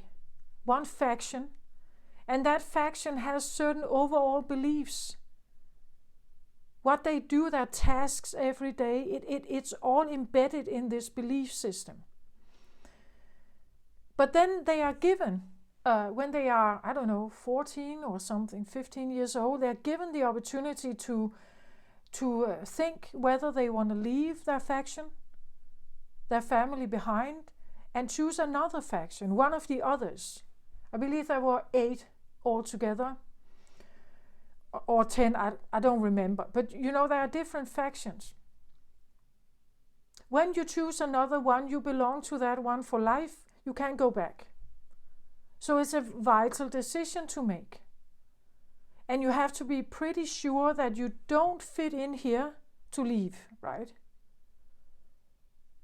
for some reason, I feel like whom I'm talking to, they have made that decision. I don't fit in here. So I'm going through this sweat lodge of purifying myself so that I actually know what I want, because I just know this is not it. So you are not, and this could be what you have been doing. The left card can indicate past, recent past, maybe several years back, where you have been going through something here. Purifying your Aquarius energy, becoming maybe more source-like, right? Becoming maybe more rational, maybe more, analytical, maybe more, and don't get yourself absorbed in something where you don't belong. Does that make sense? Where you can't keep a clear mind. So the next card out here, I get 10 of Gabriel. Ask your angels for helpful people to lighten your load, working too many hours, trying too hard to please others. So this is on the other side here. Sometimes the left card can indicate future. Doesn't have to be. This can also just talk about, what you are surrounded by at this time. The 10 of Gabriel or 10 of Wands here can usually talk about carrying a lot of burdens. But when we have a 10, it means also that you are actually putting them down. Like the burdens are over. The burdens, and that could be the blessing here, releasing these constraints, that the 10 of Wands, you've been carrying a load, a weight of something way too long. And you are ready to put them down. Like you're ready to lay them down. It also feels, because it's fire energy, these two can feel a bit like the same, right? That you have been dealing with something very big here that was painful. Like fire energy that festers is, it burns. And as I said, the sweat lodge, this could have been the feeling of, like the reason why this is a sweat lodge is because the center is in the sweat lodge is like these burning or stones that have been in the fireplace for a long time, so they are very heated, glowing, almost heated energies, and stones that are lifted and put inside the wet lodge before it's covered. So the hot, dry air in there, you could say, becomes very dry and sweat-like. It's difficult not to sweat in there, I want to say. It's like a bit of a sauna kind of energy. And like being in a sauna a long time here is a dry, heated experience. You can even be a bit exhausted when you come out from this place, because it's extraordinarily hot for the human body. Maybe you have been dealing with fire signs in some way, like the sweat lodge could indicate, as I said, if you grew up with like fire energies, there would have been a lot of competition and doer energy and go-getter energy and get up and get things done, and activeness, sports, being strong. It's about being strong and having a lot of muscle power, and and maybe that's not at all you, right? Like getting out of that experience, leaving the 10 here, right? It says here, ask your angels for helpful people to lighten your load, right? Working too many hours, again, too much muscle power here, trying too hard to please others, and getting to the point where this is done. The 10 suggests that this is the end station of this behavior, right? It's the end station of working too many hours. It's the end station of trying too hard to please others, perhaps, or be something you were not. And it's also the end station of like not allowing your load to be loaded, right? Or to be unloaded. That it's time to just let all of this load stay behind. In the sweat lodge, right? You can leave it there. A bit, as I said, it's like shoving this stuff aside, shoving it out of your life. This thing here, whatever that is, shoving it out of your life, right? And concentrating on something that is, I would say, more convenient or more happy here. And I think you can do that because you have taken yourself out. You have become the witness now of a situation. You can see it from different angles, right? You can look at it from different angles, and it all comes up with the same result. Like it's too burdensome. It's too heavy. It's way too much trouble, way too much work. And I want to get out of that, right? I'm leaving it.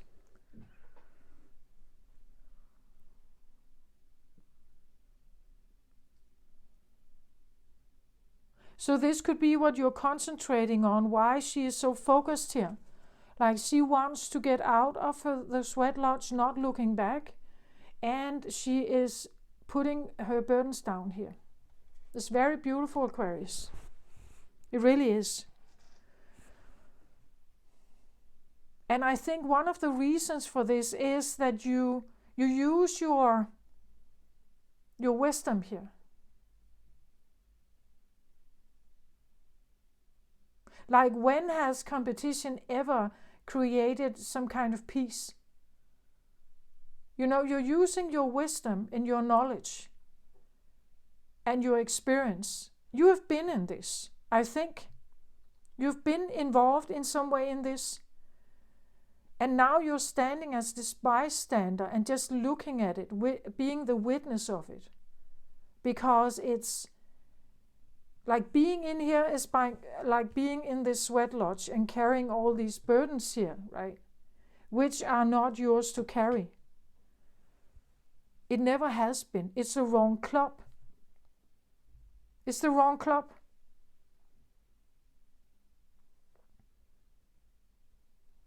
Okay, let's have I could look at the bottom cards, drivers for this, right? So I have setting boundaries here as a driver for the river of blessings. Yes. You have actually, from this place, you've created a barrier now. Like you've put up a boundary of your own. Look at it. Like it's like her hands here. She stands, you know. It's like she can look back inside the sweat lodge, but she has put her hands up in front of it. Like she's not allowing it to like come with her.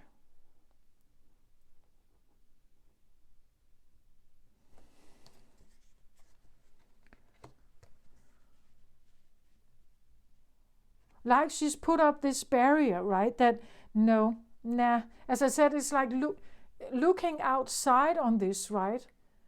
Looking at it and just saying, nah, not my thing, right? I stay on the other side here. I stay with my helper here, right? I stay with my helper here on the other side. Someone could have been, well, it says here, it said something about ask your angels for helpful people to lighten your load. I think, well, people maybe,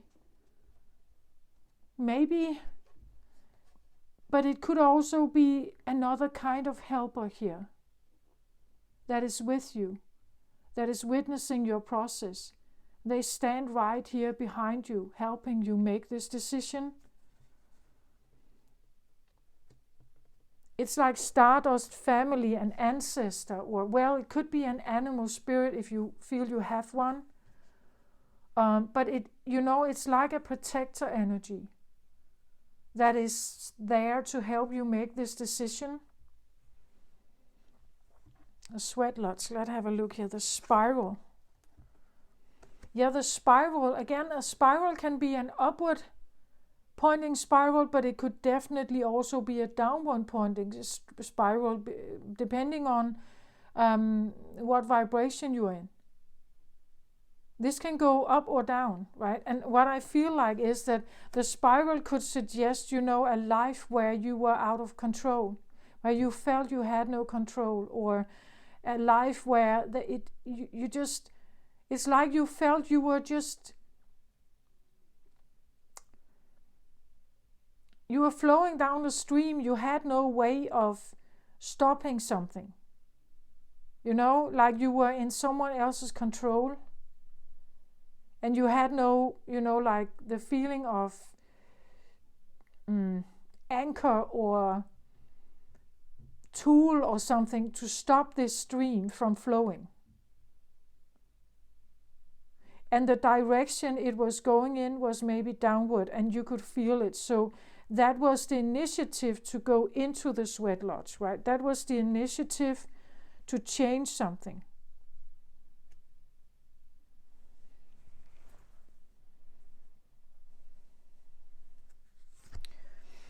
So for the 10 of Gabriel here, where you are putting down burdens here, I get the driver here is the 10 of Swords or 10 of Michael here. It says the situation has ended and you are finally free. New opportunities for happiness will now follow. Put the past behind you. Yeah, you have overcome something here. You've been able to stop a downward pointed spiral by putting up new boundaries and release yourself, taking yourself out of a scenario that wasn't right for you, and you have stopped the spiral from going in that direction, right? That show is over. You've said enough is enough. You've put up your sword. This is your sword. The 10 of Michael says, done, right? I'm done.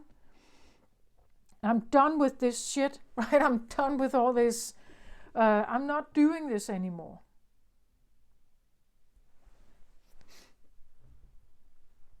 You want out. This is the driver, right? That was the initiative, saying this can't be right. I want this to stop. I want it to be over. I want to free myself. I want to stop the performance of something here. The done, it's over. And you want to put that past behind you. So now you're putting down other kinds of burdens here. Other things you have been carrying, or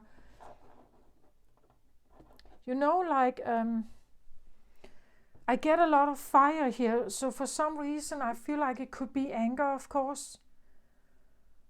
I don't want to hold on to anger or frustration or bitterness, because it all stays here. It's in this realm. Like some of the fire is associated with the friction of being in front of something that you can't change and it's different than you. So it's like you want to stop the friction. You want to free yourself and you want to stop the friction. A way of doing that is to separate from something that creates friction for you, right? To get yourself out of something that creates that friction. Because it's challenging you and you are challenging it. And for you, it just seems like there is no reason to do this anymore. I can't find meaning in this. It's like it occupies me. It occupies my brain, it occupies me, and it's just waste of time. If I could have a peaceful life or a fun life, I could have a life of joy. I could have a life of something fun or something else here. When the river of blessings and the releasing of constraints is to see the difference, right? Is to see the difference of when something creates friction for you and you don't find anything great in that, and then getting out of it. Accepting it for what it is, right? It is another club. It fights for something else. It has different values, different viewpoints, different drivers, different fire than me. Your opposite, Aquarius, is Leo, fire energy. Maybe you have been, engaging in something with Leo energy. Leo energy is very powerful. It's sun energy, it's fire energy. It's about status and fame and standing in the spotlight and, creating a name of yourself in the history books. It can be generous, but it can also be egoic. It has it's very competitive. It always seeks to win, right? Winning a competition is being the fastest, the strongest. Is important for Leo. So there are these qualities. Maybe you have been engaging with some Leo energy here. Or you have been, maybe raised in a situation where Leo energy was prominent. Like Leo energy is about peaking. It's about becoming the best of something. It's about being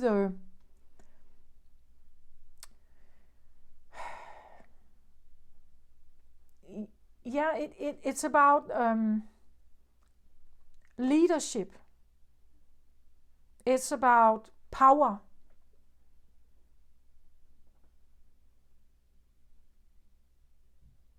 And I understand, because Leo energy or fire energy in general, it has a lot of spark. So people can be drawn to it.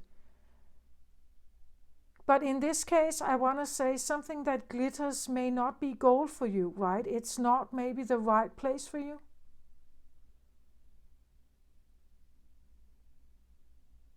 Like engaging in this is like the sweat lodge. It demands a lot of you.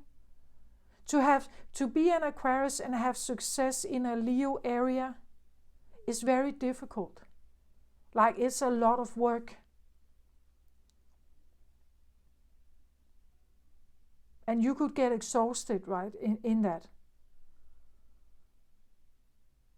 And again, the spiral could indicate, when you start moving in a Leo area, it's like it never stops. Like it's a never-ending competition. Then you get, in a firm, you can get to one kind of level. Now you are an assistant. But it's never enough to be an assistant for a Leo. No, an assistant has to become a manager. And when you are now a store manager, then the Leo has to, become a department manager. And then it's like a never-ending competition to get to the CEO or like branch manager, the head of something. The head of something. It's a never-ending seeking to peak at something. That have been the spiral, right? And the ego can take over here. No, it's not enough for me to be an assistant here, even though I actually enjoy the job. The Leo in me requires me to move upwards, like to take it a notch up. And then when I get department manager, well, it's fine, but actually I should take it another step up. Maybe I should get into politics, you know. There's always another step. It never stops. And it's never really good enough. Like it's never...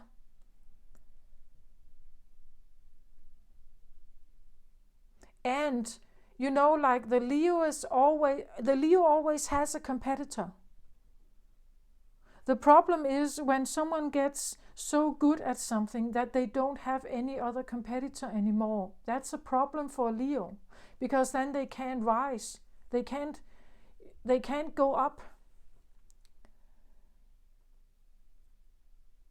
You know, and so this could have been a spiral that kind of was initiated to make you rise and rise and rise and rise and rise and rise, but actually that spiral was exhausting for you. It burned you here. The idea of this, like a never-ending, you know, like a never-ending education system, right? That you constantly need to, you know, like educate yourself. Because the Leo energy requires you to peak, you know? And being in an environment like that is highly competitive. You know, you could have had siblings and people here that it's so...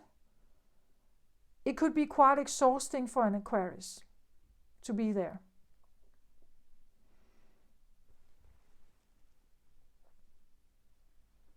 But I feel like someone is on the cusp. Like they have realized this, right? They have realized what drives the fire energy. And it's very alluring. Like it's your opposite. As I said, opposites attract sexually. This could be like an enormous friction. But staying there is another story. Right? I feel like it's maybe God's speed and divine timing here, but you are getting there, I feel like. At least you've realized. I think you've realized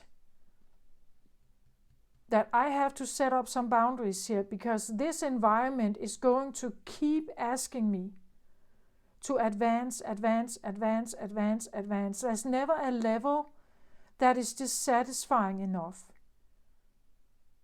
You know, and with Leos around you. So maybe that's not the club for me, right? Maybe I should just take myself out of that. Because my values of success, maybe, or my values of what I want to be head of, or what I want to be the manager of, maybe it is not at all about monetary success and spotlight and fame and everything. Maybe I would like to be head of a free voluntary organization that has the aim to help like many people in the world. It's not just about success in this one company, my personal success, perhaps, right? It's about humanity. I'm in the wrong club, you know? Something like that. And getting to that realization, but detoxing from it could be quite difficult, right? It could be like you feel like you are surrounded by this and still needing to stand your ground here, you know? Because what you are defending is your core, right? You're defending something special. It takes quite a lot of stamina to be able to do that. And one of the ways you can do that is by taking yourself out of the emotional load of it. That is one of your superpowers, Aquarius, that you can close off the door to the emotional entanglement and just stay on your on your rational side of everything. That, I want to say, is one of your superpowers. When you are up against, or you are facing, something that is, well, maybe literally threatening you, then you become very, you could withdraw from that, and just putting up your boundaries and saying no to this, right?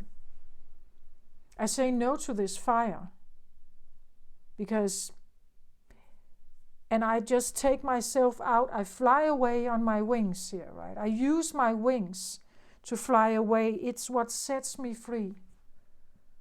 My Aquarius characteristics sets me free here. When I use them, yeah, but it may take me from the more enmeshed realm and emotional realm, but I can choose to use my Aquarius energy when I'm standing in front of something here that seems to want to challenge me, maybe.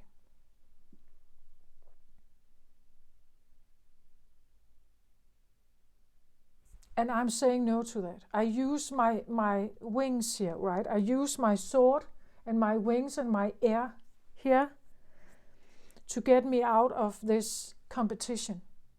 There are 2 10 cards. They all talk about done. Done, done, done, right?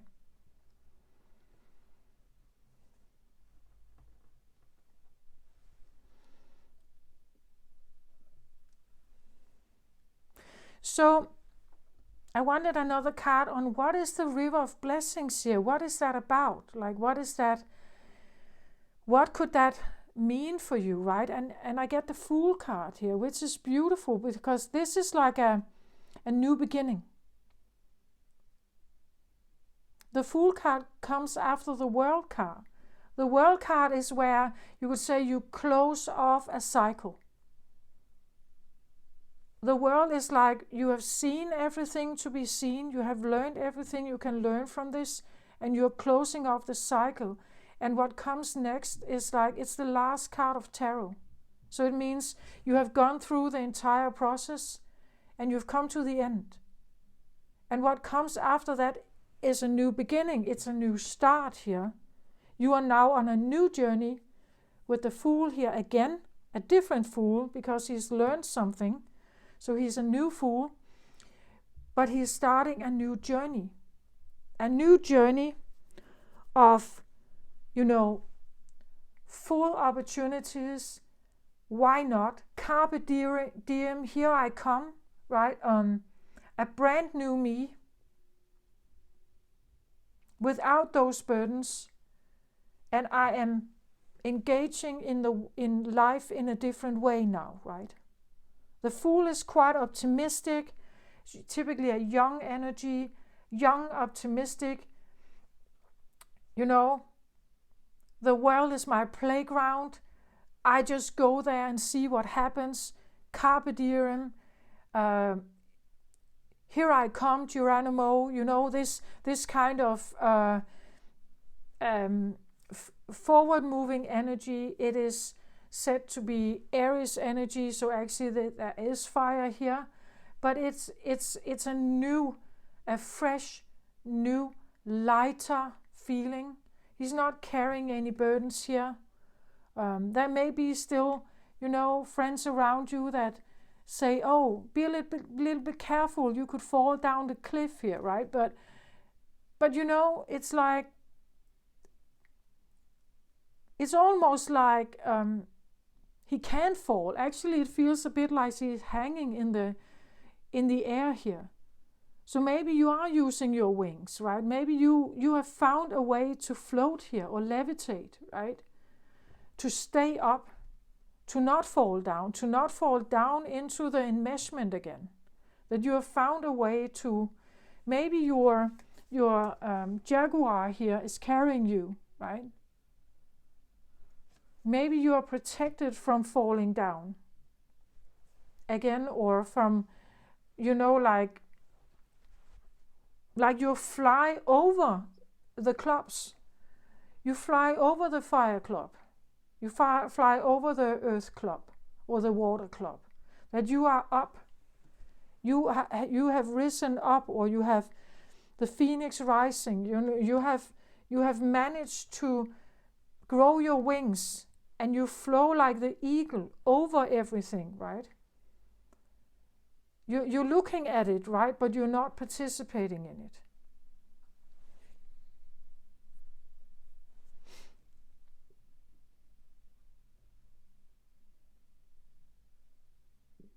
He's juggling the zodiacs here. I don't know, maybe you are into astrology, astronomy, the cosmos, the cosmic realm, or you let yourself be guided. That could be what the angel, ask your angels here, right? That you let the cosmic realm guide you.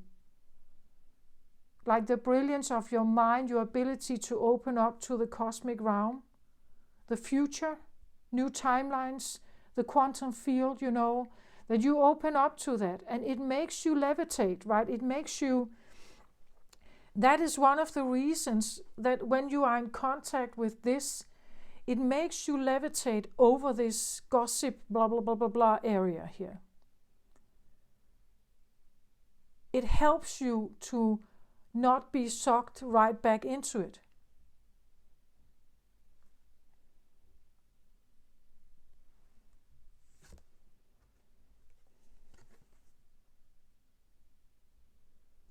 So another card here, I get, it was reversed here. It is the love card, it says.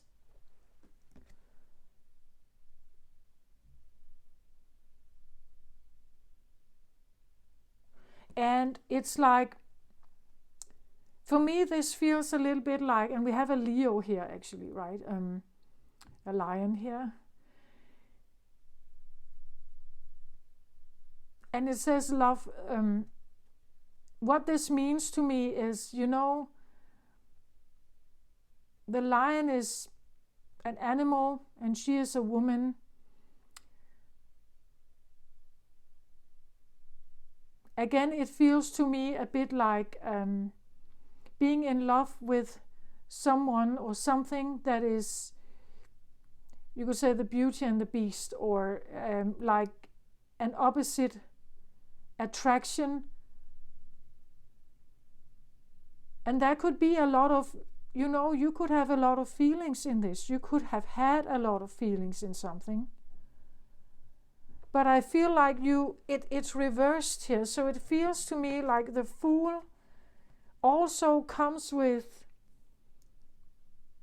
again, taking yourself out of an emotional situation where maybe you have been, I don't know, married with a Leo, or engaged with a Leo, or in an environment with a lot of Leo energy. A lot of competitiveness and ego, or muscle comparison, and it's always about in or out. Either you're in or out, either you're good enough or you're not good enough, and maybe realizing that my new beginning is not with them, right? It's not with them. My new beginning is not here. Even though the love card is beautiful, because it's like they really enjoy each other's company, they feel very peaceful with each other. But I don't think that's not what you feel, right? It's not where you come from. Like the sweat lodge, the 10 of Gabriel here, getting out of this, relationship or whatever this is a relief.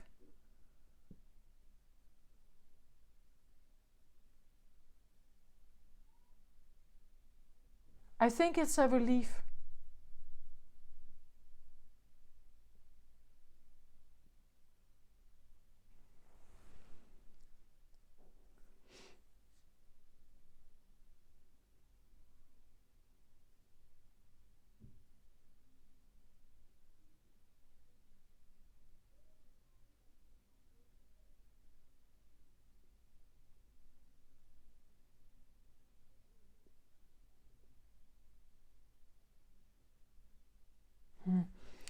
now I get something like, because I was wondering, here she is with an animal, right? And here she is with an animal.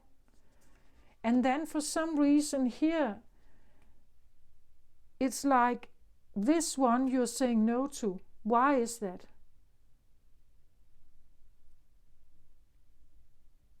It dawned on me that this is a male, like it is a male lion. This one is, well, we don't know, right? It could be something about,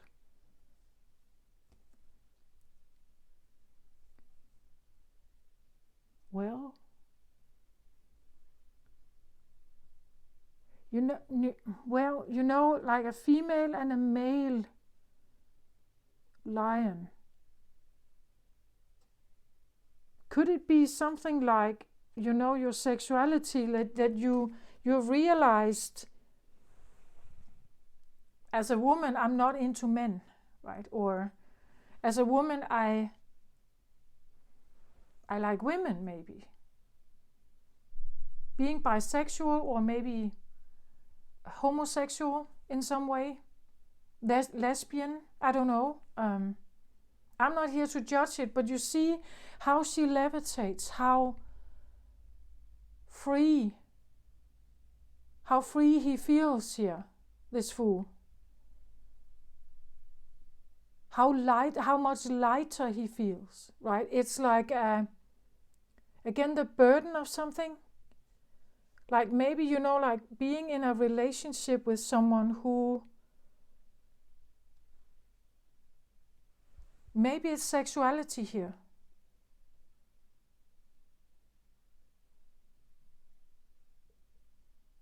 Or there could be something about the friction, right? That the friction you felt could be a draw-in at some point, but it became too much, right? It became too much. And getting yourself out of that, it could be, like once maybe this felt like love, right? Once it may felt like you belonged here. But it came out reversed, and it tells me that maybe this was never love, right? Maybe it was never, never truly you, like, this could be the feeling of being single is such a relief, right? That relationship is so much work. I don't know what this is for you, but you take it how it resonates. The sweat lodge could be a marriage, right? That you have finally gotten yourself out of. How enmeshed it is, or how much it requires, especially if you're dealing with an opposite.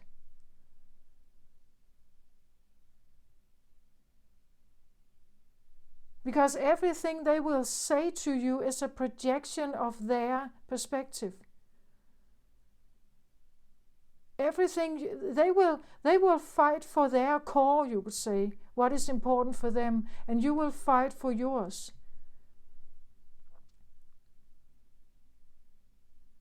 This is like saying goodbye to fire, right? Saying goodbye to Leo here, or saying goodbye to that.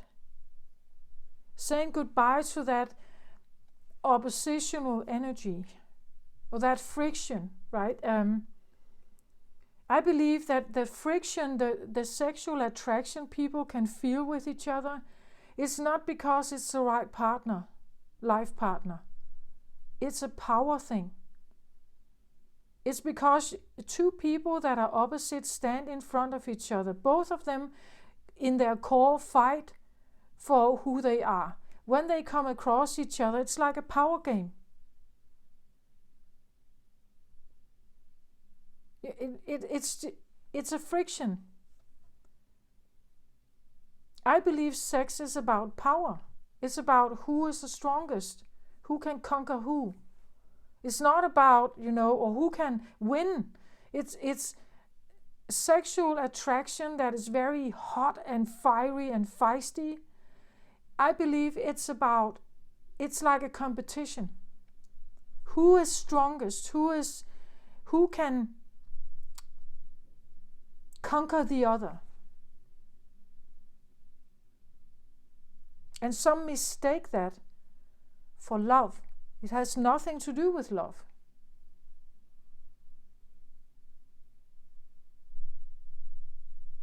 I'm not saying it can't be entertaining, or it can't be alluring or hot and high, or so, of course it can. But it has nothing to do with love. Like, love is a totally different energy.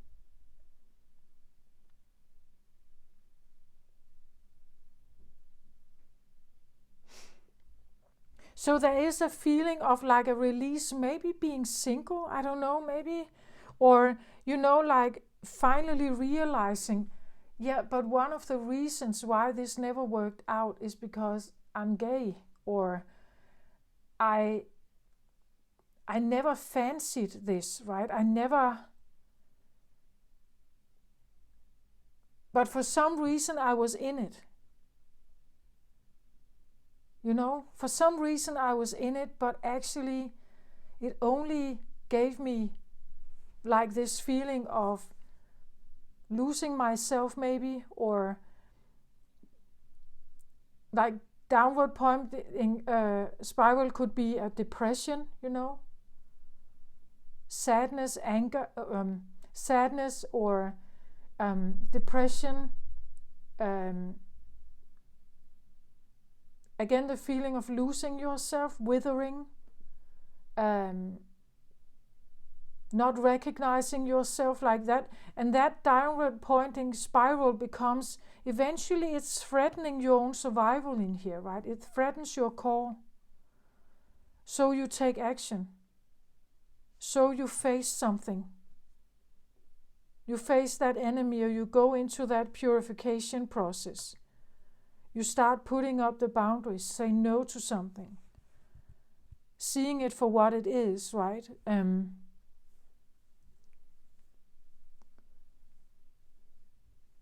Knowing that your peace is somewhere else. I'm another club. Again, maybe the club is, like heterosexual club. Believing you belong there. And now you're realizing I'm actually bisexual, or I'm lesbian. Okay, so I belong in this club then, right?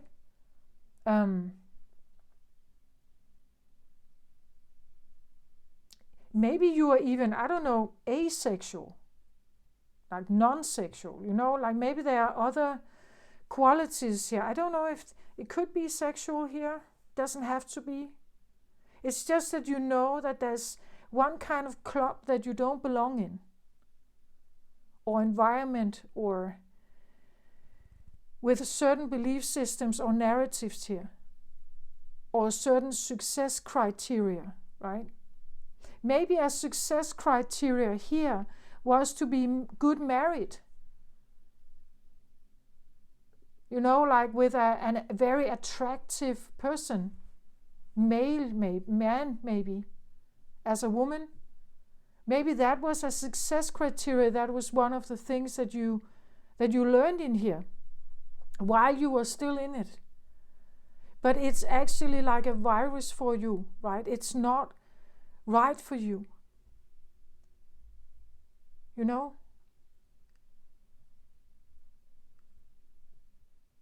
It's messing with your brain.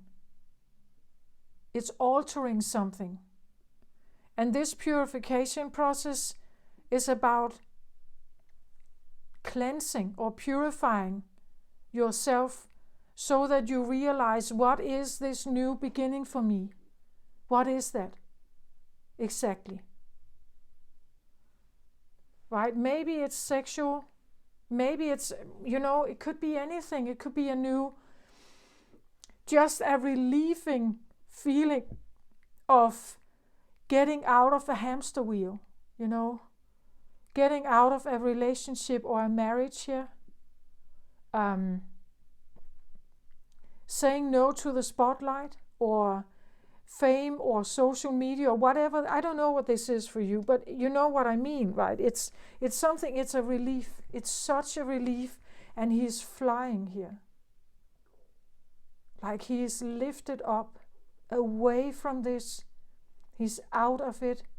He has maybe even turned his back a little bit to like love enmeshment, right? Maybe there's something about that where I don't really belong there, really. I don't see the point of it.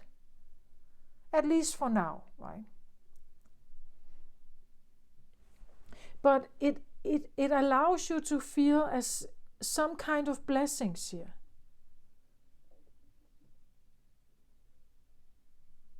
Some would say, but if we take ourselves out of the love realm and the connection and the relationships and we live single here, we choose to be more alone or single, that is the wrong way. We need a partner. We need to be married, or we need to be partnered up, you know. But maybe that is not right for you. I can't say what's right for you. You are just part of another club, right? That is your core, and maybe you find a lot of blessings here.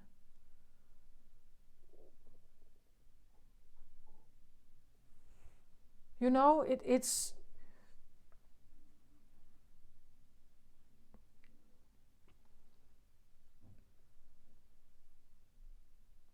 there are things to be found in certain realms that other people may not get, you know, like maybe in what you want to be married to, if I can say so. Maybe that is your cosmic experience.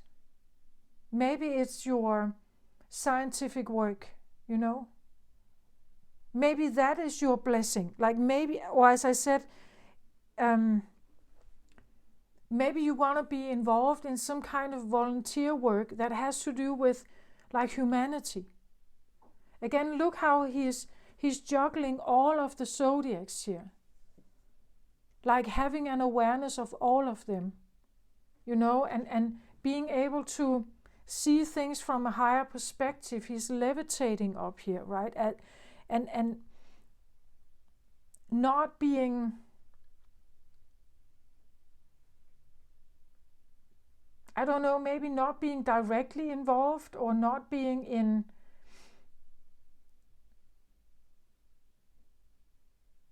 like the way you can be best you is maybe by not being involved. I don't know, something like that.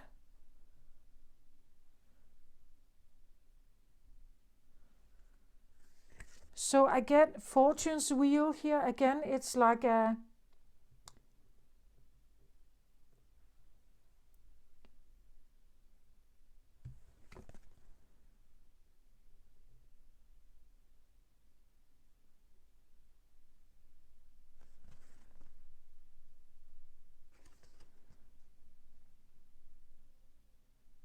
such an interesting thing. It's like when I look at this, I don't know if you can see, but there's a little face here. It feels to me like someone is standing up there and looking down into the water. You know, here. She's holding this bowl.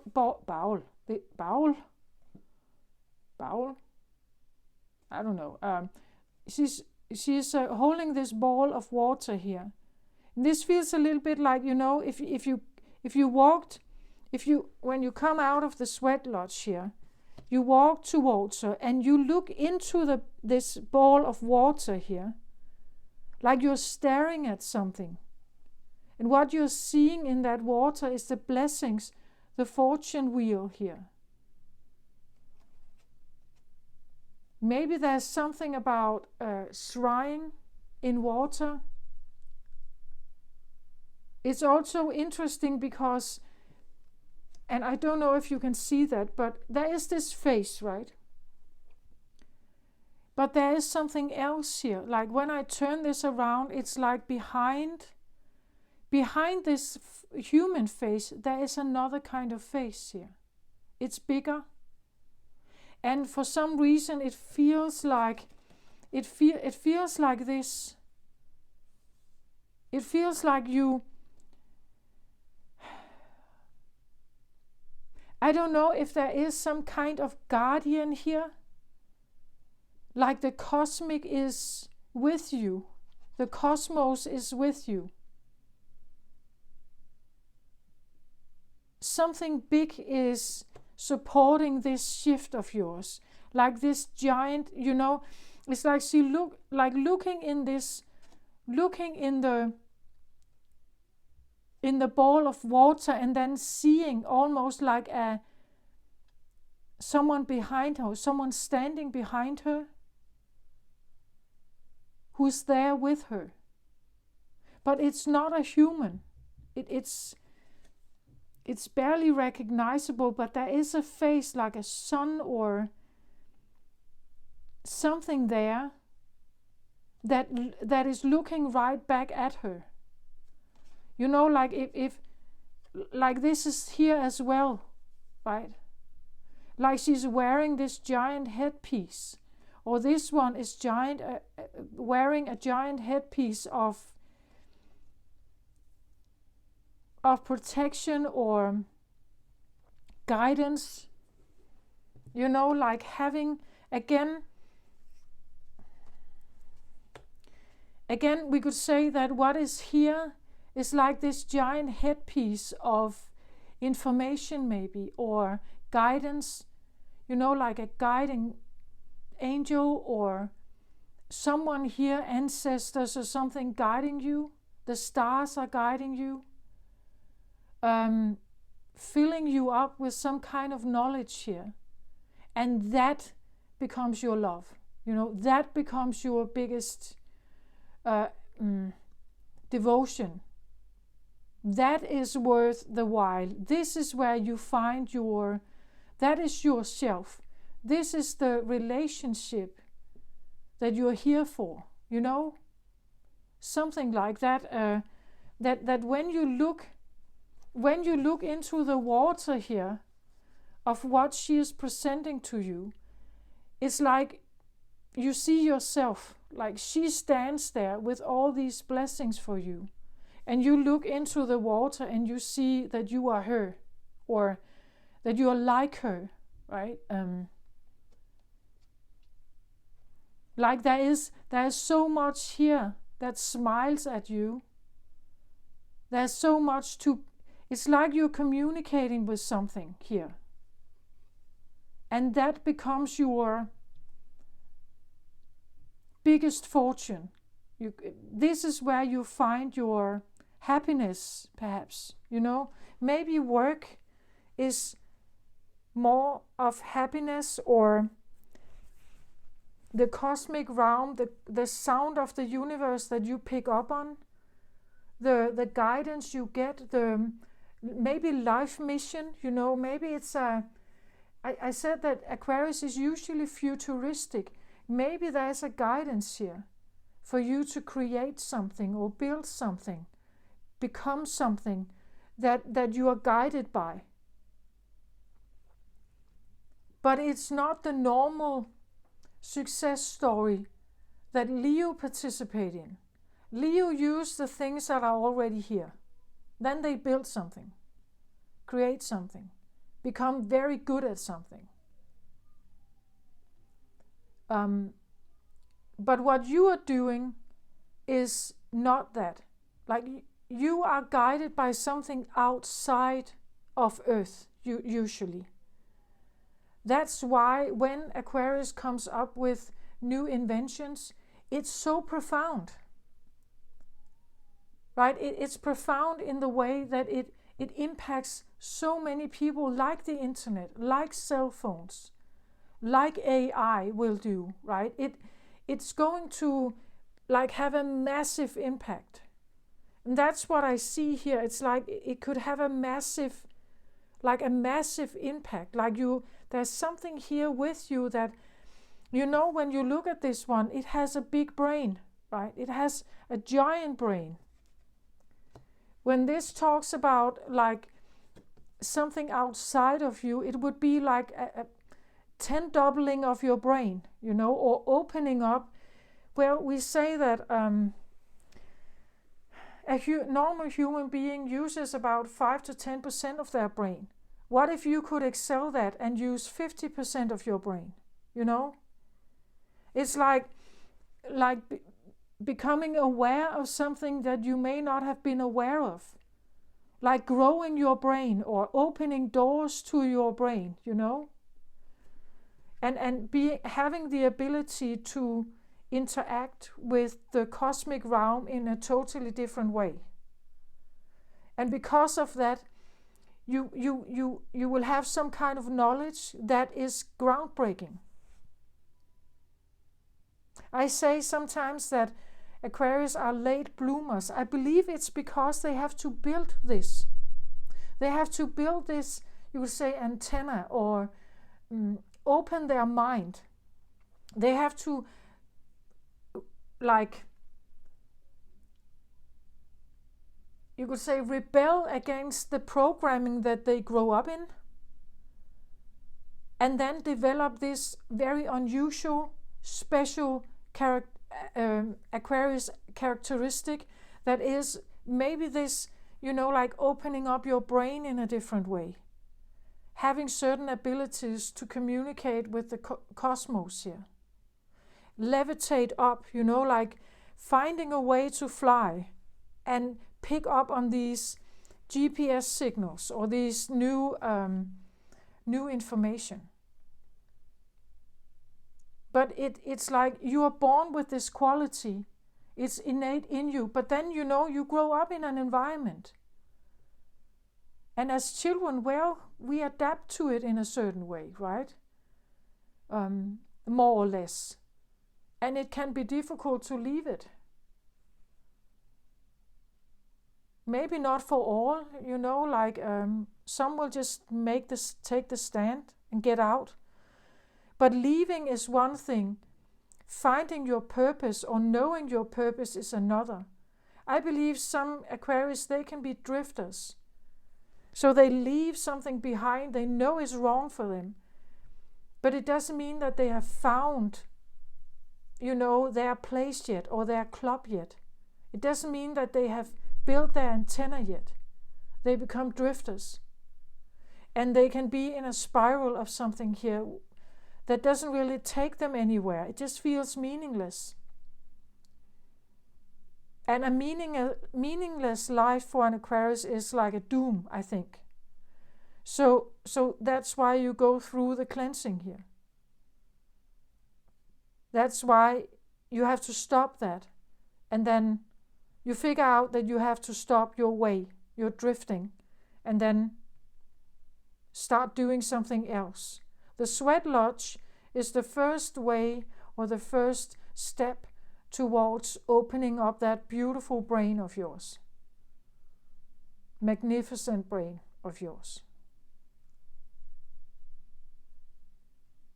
My son is Aquarius, and I'm witnessing he's 18 years old. I'm witnessing his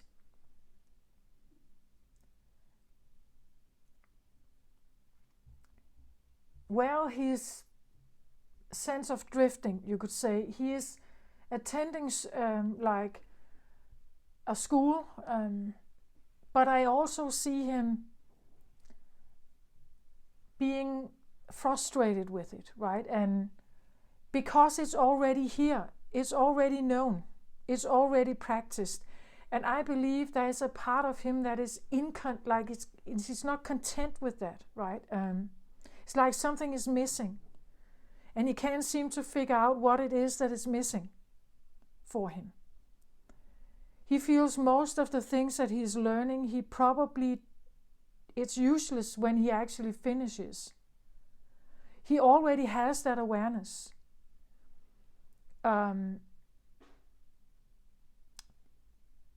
He doesn't take it very personal. It's like he knows he has to finish this school to be accepted in another school or to have the access to certain kind of jobs.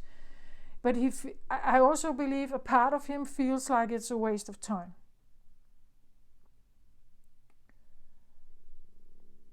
But I also know that it's like the opening of his brain, it's like it takes a certain sense of maturity, and it also takes a certain sense of drifting, like being out of job, or maybe homeless, or jobless or something. It takes a certain amount of drifting for an Aquarius to it becomes too boring. It literally becomes too frustrating and too boring. Then I think something starts, and eventually this brain of yours usually opens up, right? But it may take a while, and it also may take that you say enough is enough to something. Lay it down, let it be, right? Stop focusing on something specific here, maybe, and feeling the relief of that, and feeling also the relief of the levitation and the connection with something else here. Being on that cusp, that's what I feel like is here.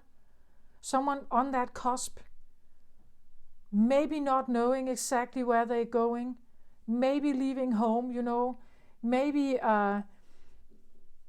trying something very, very new for the first time, maybe a new, sexuality, maybe that's what you want. Or you are connecting with the spiritual realm, the cosmic realm, maybe physics, like physics is also part of Aquarius energy, I believe. The physics, astronomy, understanding the energies in the universe, things like that. That becomes your blessing. That becomes your home, like the feeling of, this makes me content. This is where I feel connected. This is the right place, right? I had that, what was it? Was it for Virgo, I think? Virgo had something about, this is where you belong.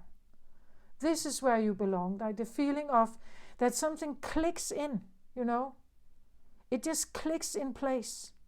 And you just know, this is it, right? This is it for me.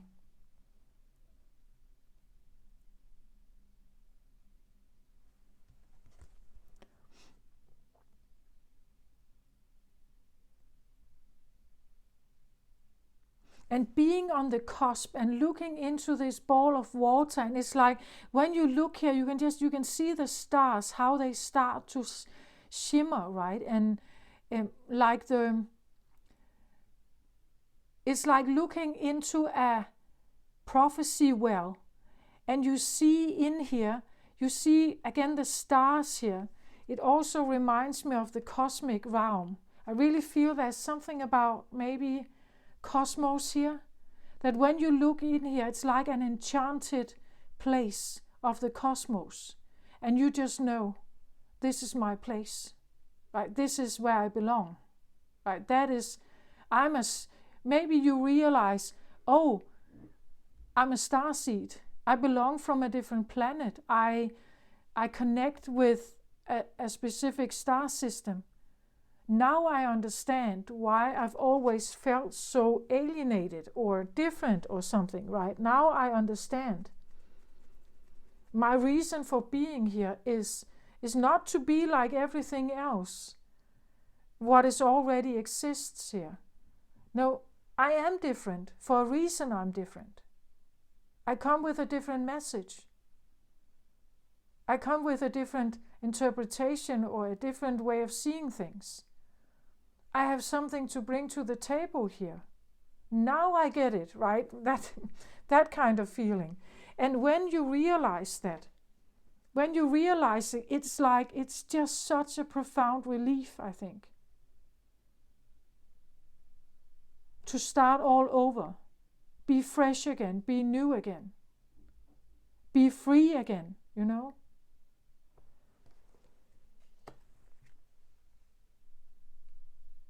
That's what I feel like.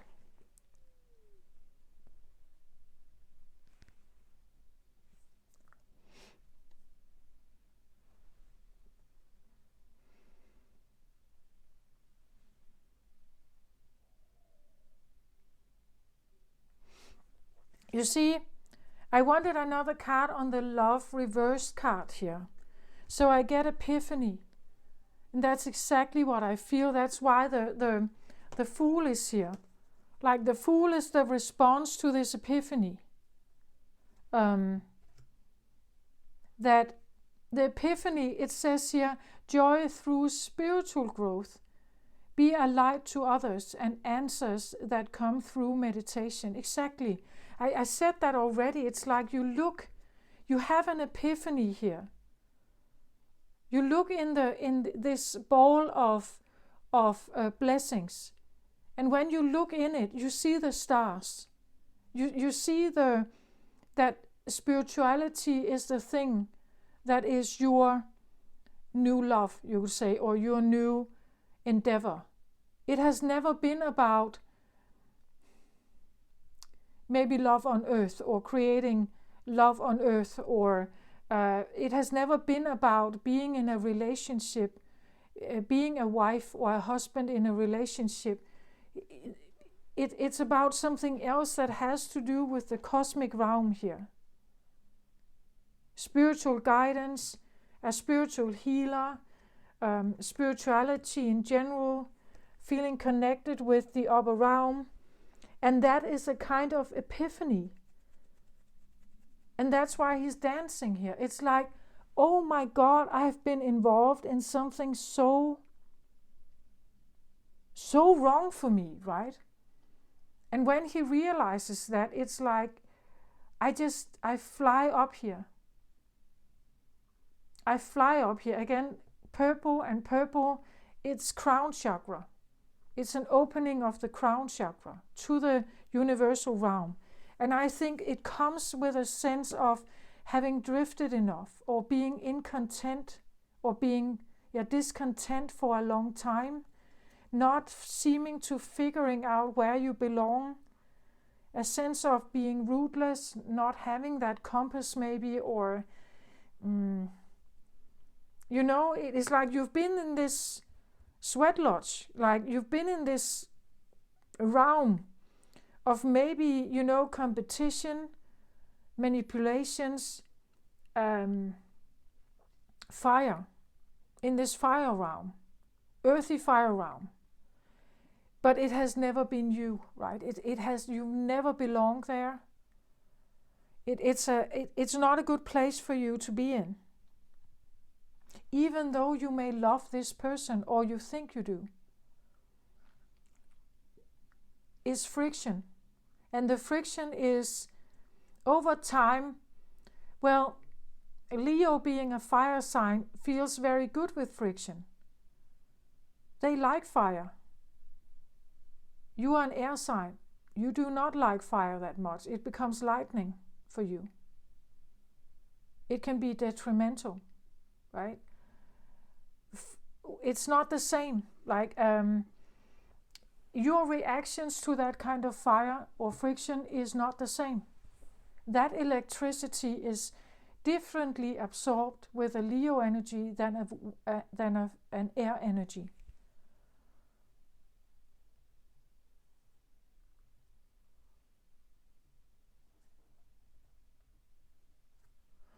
So,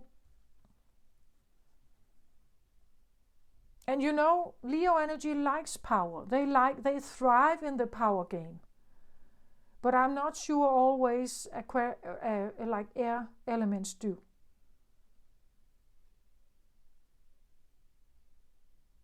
I think some maybe Geminis, maybe they like a discussion, like this back and forth ping pong. But Aquarius, I'm not sure. I don't think so, actually. It's just waste of time.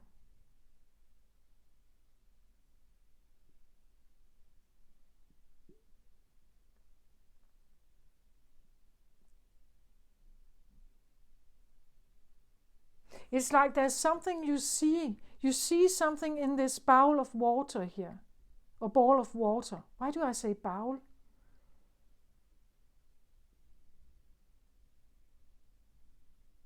Bowel is like your intestines, right?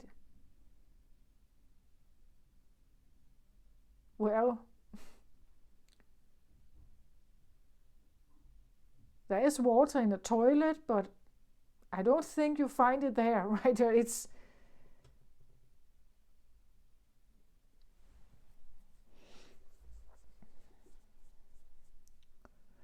what is that about this bowel thing that I keep saying? What is that? Why do I say that? What is that?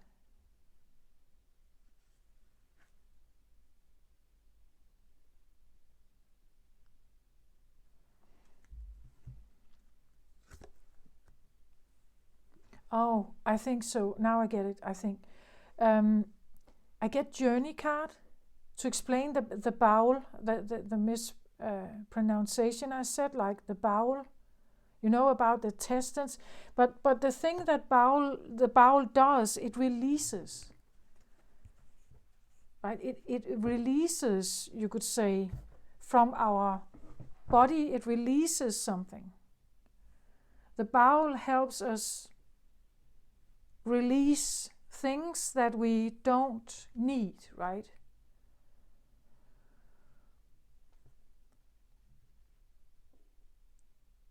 And the more you release, the more fortune you will, you could say, like a bowel release feels like you become lighter, right?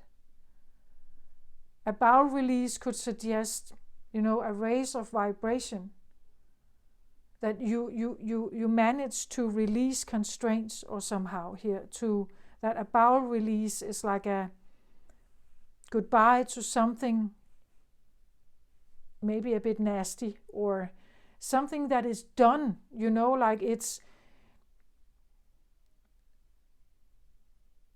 we can't get anything more out of it. It is it has always already been what is that called? Digested, you know. There's no more to have from it. It's just waste now.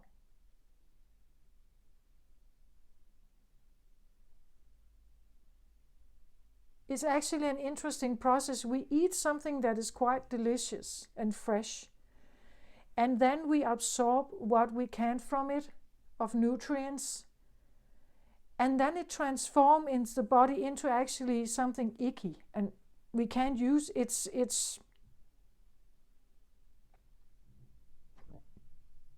something superficial now. It's just waste. It becomes waste. And we have the bowel release to kind of get it out of the system, right? If it stays there, it's going to pollute us. It's going to detox the body if we can have that bowel movement, you could say, or this release. Maybe there has been something about that. I don't know. Maybe you've had digestive issues, or this could even, you know, the spiral could even talk about like intestines. I don't know. I don't know, but you know, that something must move. You know, like the intestinal movements must move so that you can have the bowel release. I don't know. But there's something about why I've kept saying that. Bowel. The journey you have been on has been one giant bowel release. Like the sweat lodge here has been one giant bowel release also of toxicity out of your body. One of the ways you have sweat lodged, or you have been sweating here, has been bowel releases. Probably. Could be. The journey you have been on has been one big giant bowel release. interesting. And therefore you feel so light. You feel like you can levitate, right? Because you are not that dense anymore. You're not very dense here. You have released this waste or burdens, or what we may call it. The 10 of Wands are burdens, right? Maybe burdens of others, karma of others maybe. And because of that you just, it's like you can levitate. And that's the journey you've been on. The sweat lodge journey, the purification journey, the journey towards, a different club or a different place here.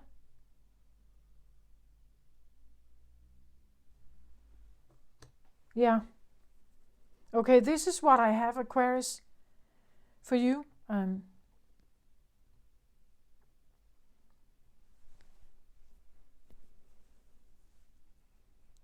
This feels a little bit like looking into a magical well, right? Maybe, I don't know, shrine, maybe there's something about that you can look into this water. That's what I feel like someone is standing there looking into a well, right? We see it from almost the bottom of the well. That you and someone is looking in here, And what they see are stars and like a magical place here of blessings, right? Could be the feeling of, like having this sense of like almost a prophecy, or like from now on everything changes, right?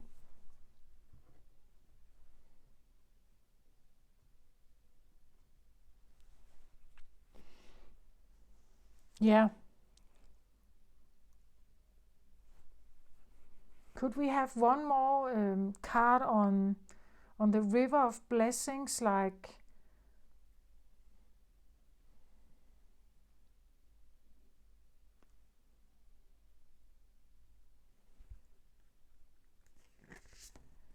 so I get this card is called Internal Explorer.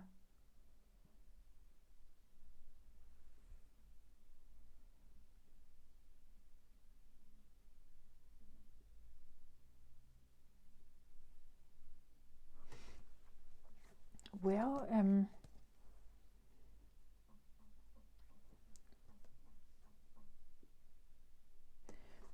I feel like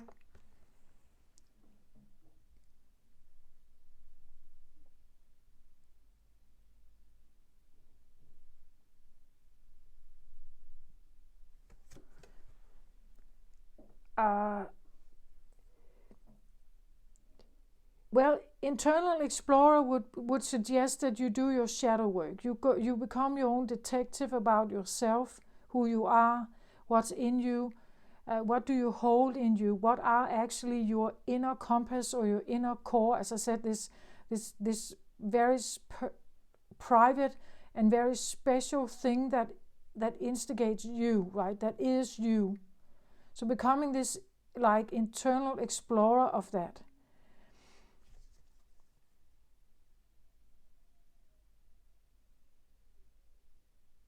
And it's like when you look at her, it's almost like, she takes one of her feet or one of her legs are in this realm, like she is passing through one realm into another.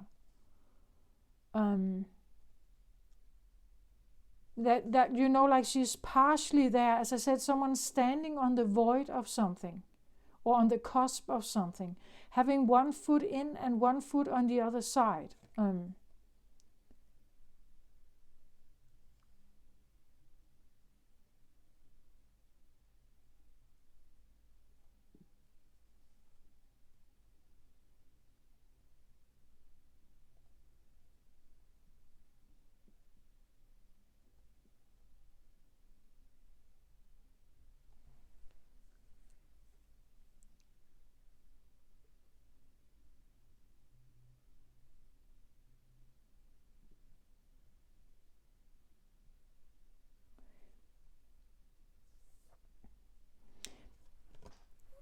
I get like, again, this feeling of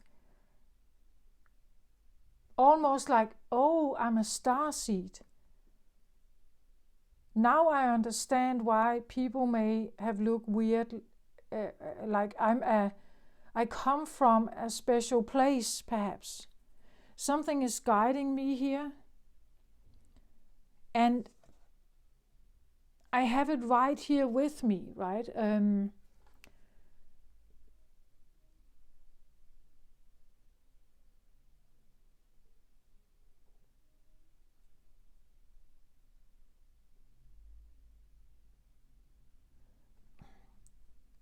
again, look at her color, like she has this blue, purple color, like she is a...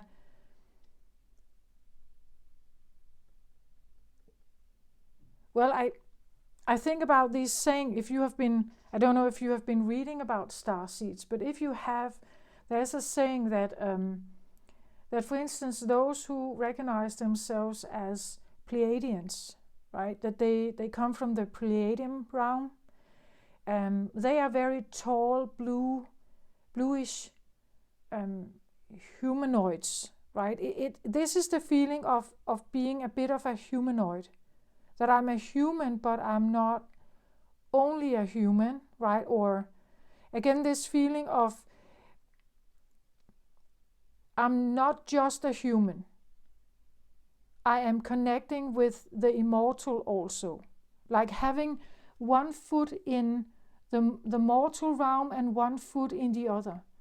And this is where you are in the immortal realm, where you get to witness that you are a starseed humanoid, right? That part of you is in one, like one foot in one realm and the other foot in the human realm. Does that make sense? Like this is like a merging with your soul. The soul is said to be immortal, right? It has been here for many, many lifetimes. Many times has it incarnated. The human existence is a very ego-based, fear-driven and survival or animalistic-driven version of us. The soul connection is a totally different one because it comes from a place of immortality. So you see, it's like listening to two different voices, right? That one comes of place of there is no fear, there is no danger. No matter what you are experiencing, there is no danger. And the other side of you would say, and that's a bit what I feel like here, that there's you, the humanoid you, and then there's something else here that is quite big, as this very big, like a big giant head here. It's like you are, there's something that has a message or an influence here that is quite big and profound. Like a big, profound epiphany here that releases you from some kind of emotional entanglement because this becomes more important. Like you see yourself, but there's more to you, right? You're not just a human, you're more than that. And realizing this is like a soul recognition, that there's more to me.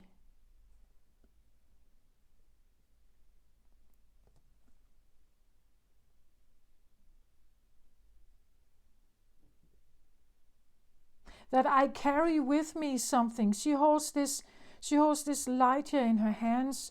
She has a lantern here. And over here, the epiphany, even this angel has a lantern.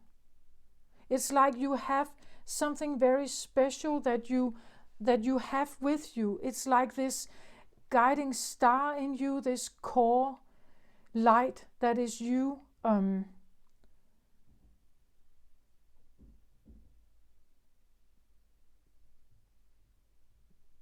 And it's not in the other cards, right?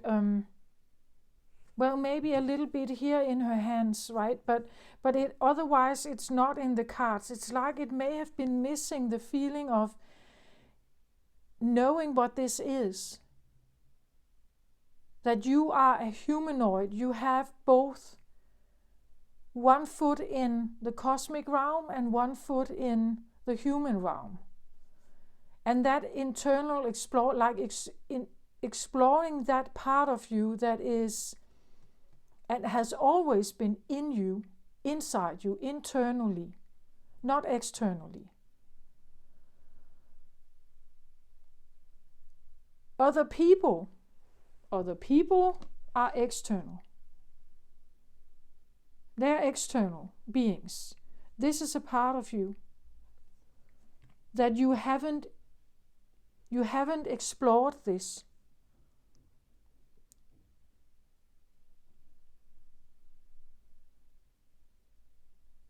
That is the blessing, right? That you get to explore more than a human life.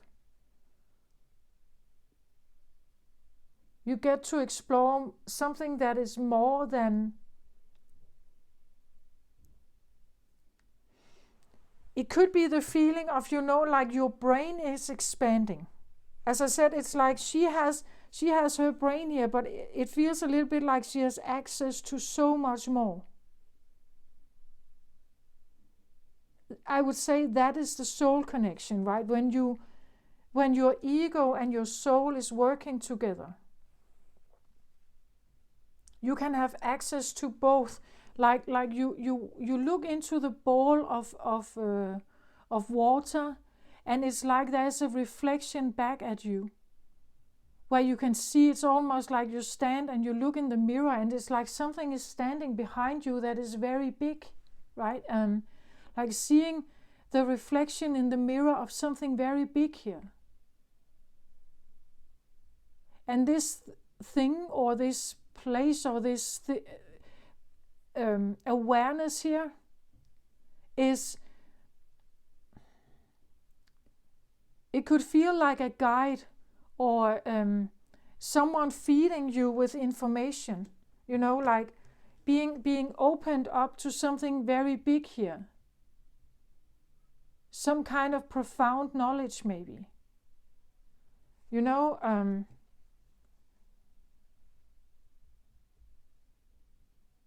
Or maybe unusual knowledge, right? Something that is questioning the current.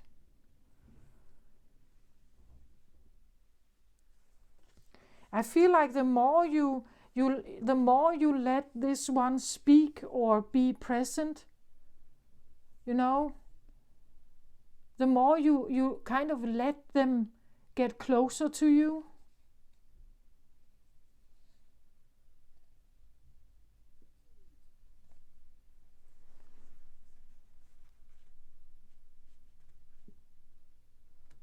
I don't know, like an ancestor. It's almost like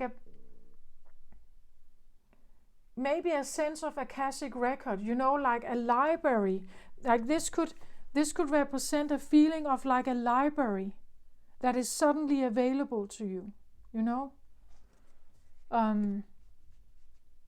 like you have your brain, but you have more, right? That your brain is expanding, that you have suddenly access to more, much more. And the same here, like there's you here, yes, but then there's this, I don't know if you can see it, but it is actually like a bit of a face. There's eyes and everything here. But it's bigger than the little face. So it's like this expansion, I feel like, of brain or knowledge or something. And it's because something is emerging or something is coming through. It's stepping in, It's coming in, or you find it in you. And become, like curious about this. What is this, right? And communicating with it. Becoming this humanoid that is able to communicate with more, I would say, something more.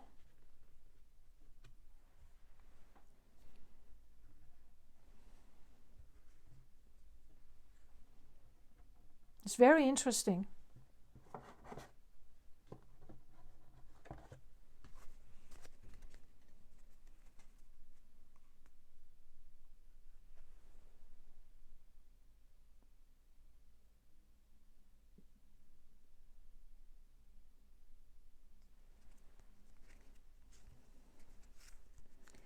So I wanted one more card on this internal explorer here. What's going on there, right?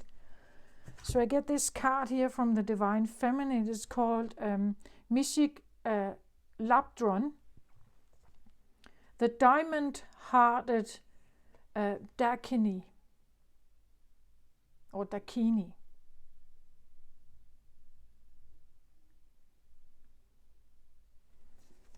So it says here, I see the light in my own darkness. I face my ego beliefs to feel free. So this is what I feel like the blessings here of looking into this veil or into this well. It's like being, like that something reflects back to you that makes you go through your darkness or your.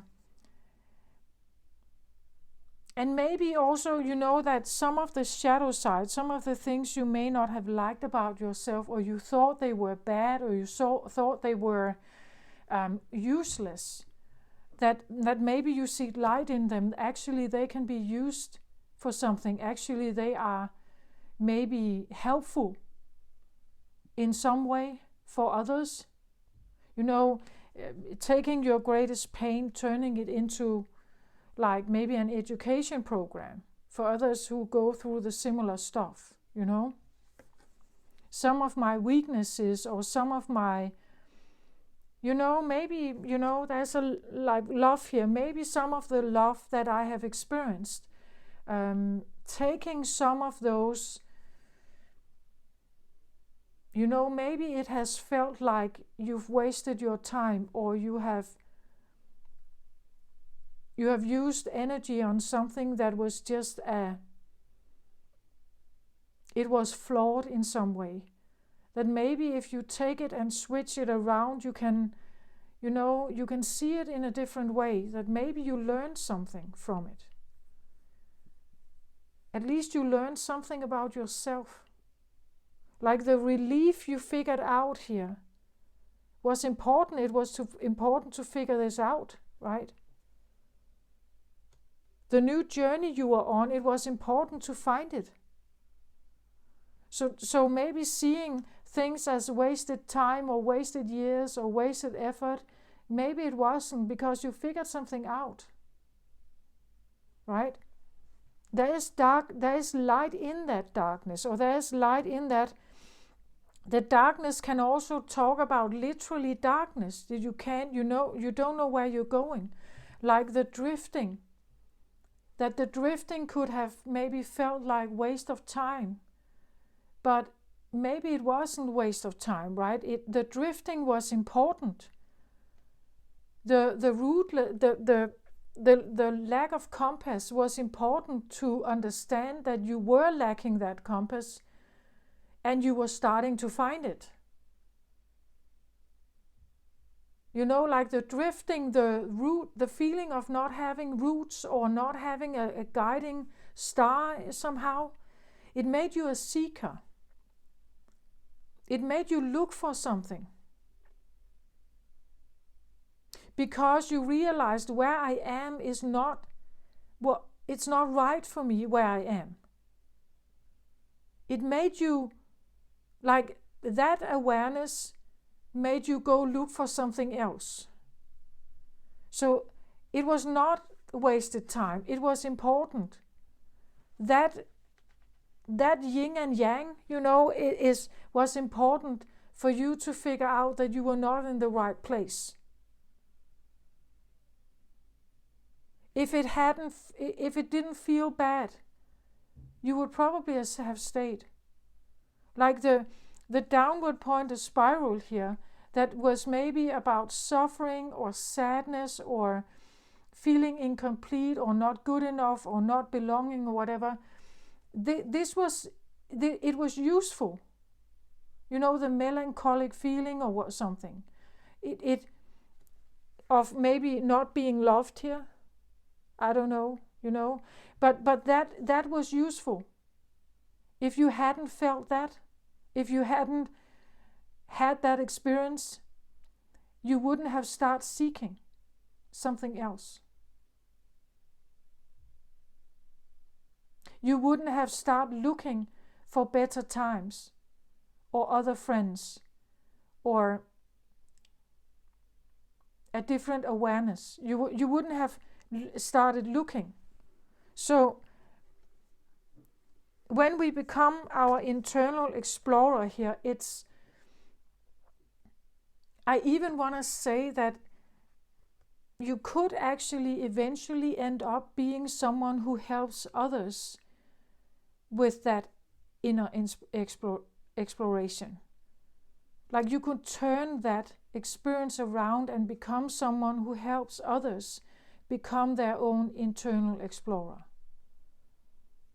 You know, that would be turning everything around, you know, and actually helping others who feel this, that there's something wrong, right? Who feel that they are in like a world that just is wrong for them somehow.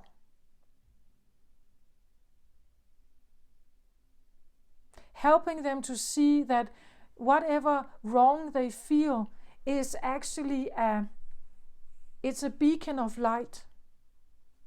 It asks them to come somewhere else. It asks them to leave something behind and go for something else. And become brave enough to do so, right? That pain and that suffering is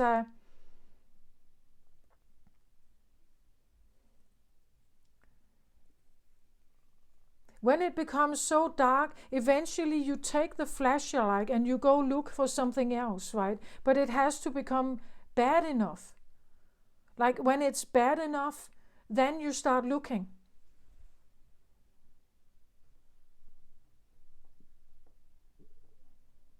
So the pain had to become severe and bad enough. Eventually, it becomes so terrible that you start looking for something else. Sometimes we start by looking outside of ourselves. We get another job, another relationship, maybe new friends. We move to another city or another country, you know. We hope that that is going to help us. At some point, maybe we figure out it's not helping. So we can start the internal process here. And yes, you will find that there will be darkness showing up there. You have been in it, the sweat lodge here, the burdens here.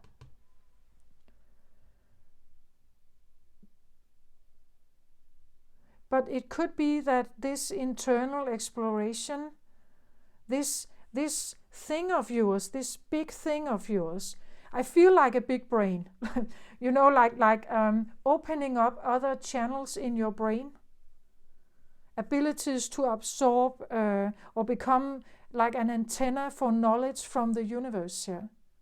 Gather some kind of information or puzzle piece into something. And when you do that, you explore this, right? You explore what that is. And then this idea of like turning it around, tuning it the other way around so that it's useful here.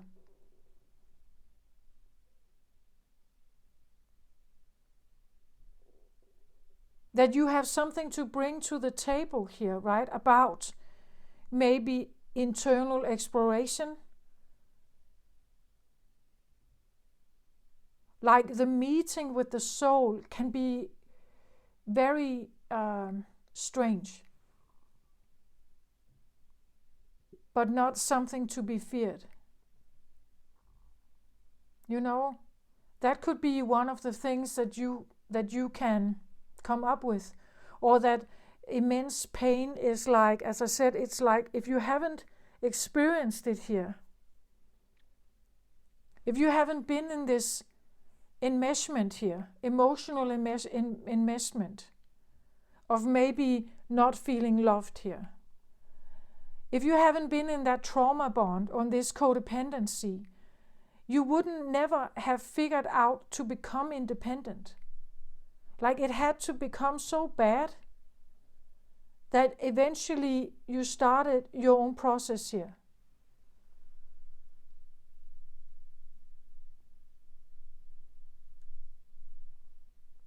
And it takes you somewhere. Again, I said single or maybe independent here, right? That it takes you towards an independent journey. Again, she's alone here. An independent journey. Where you know that maybe in this realm you have been quite codependent, trauma bonded, very stuck with something else here. And couldn't leave, you couldn't leave for some reason. But this one is alone, right? There's only one person here. So it's a private and singular exploration. You do it with yourself. You are alone in this. It's your exploration of yourself and your universe.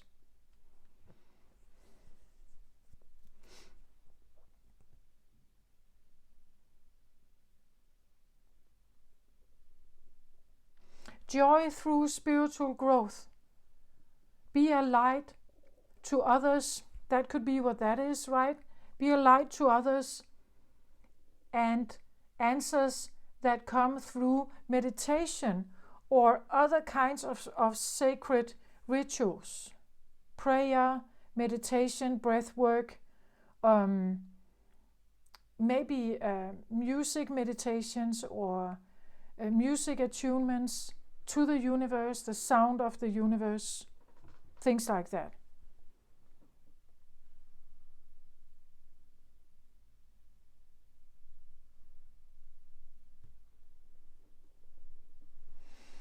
This is what I have, Aquarius. Oh, this has become a very, very long reading. I'm sorry, but this is what I have. If you are still here, you're probably not, but if you're still here, thank you. If you like what I did or what I'm doing here, please give it a thumbs up. Otherwise, just, I'm happy to have you here. I hope this was of some kind of use to you. Take care of yourself, Aquarius. I send you my very best love and light to you. Bye-bye.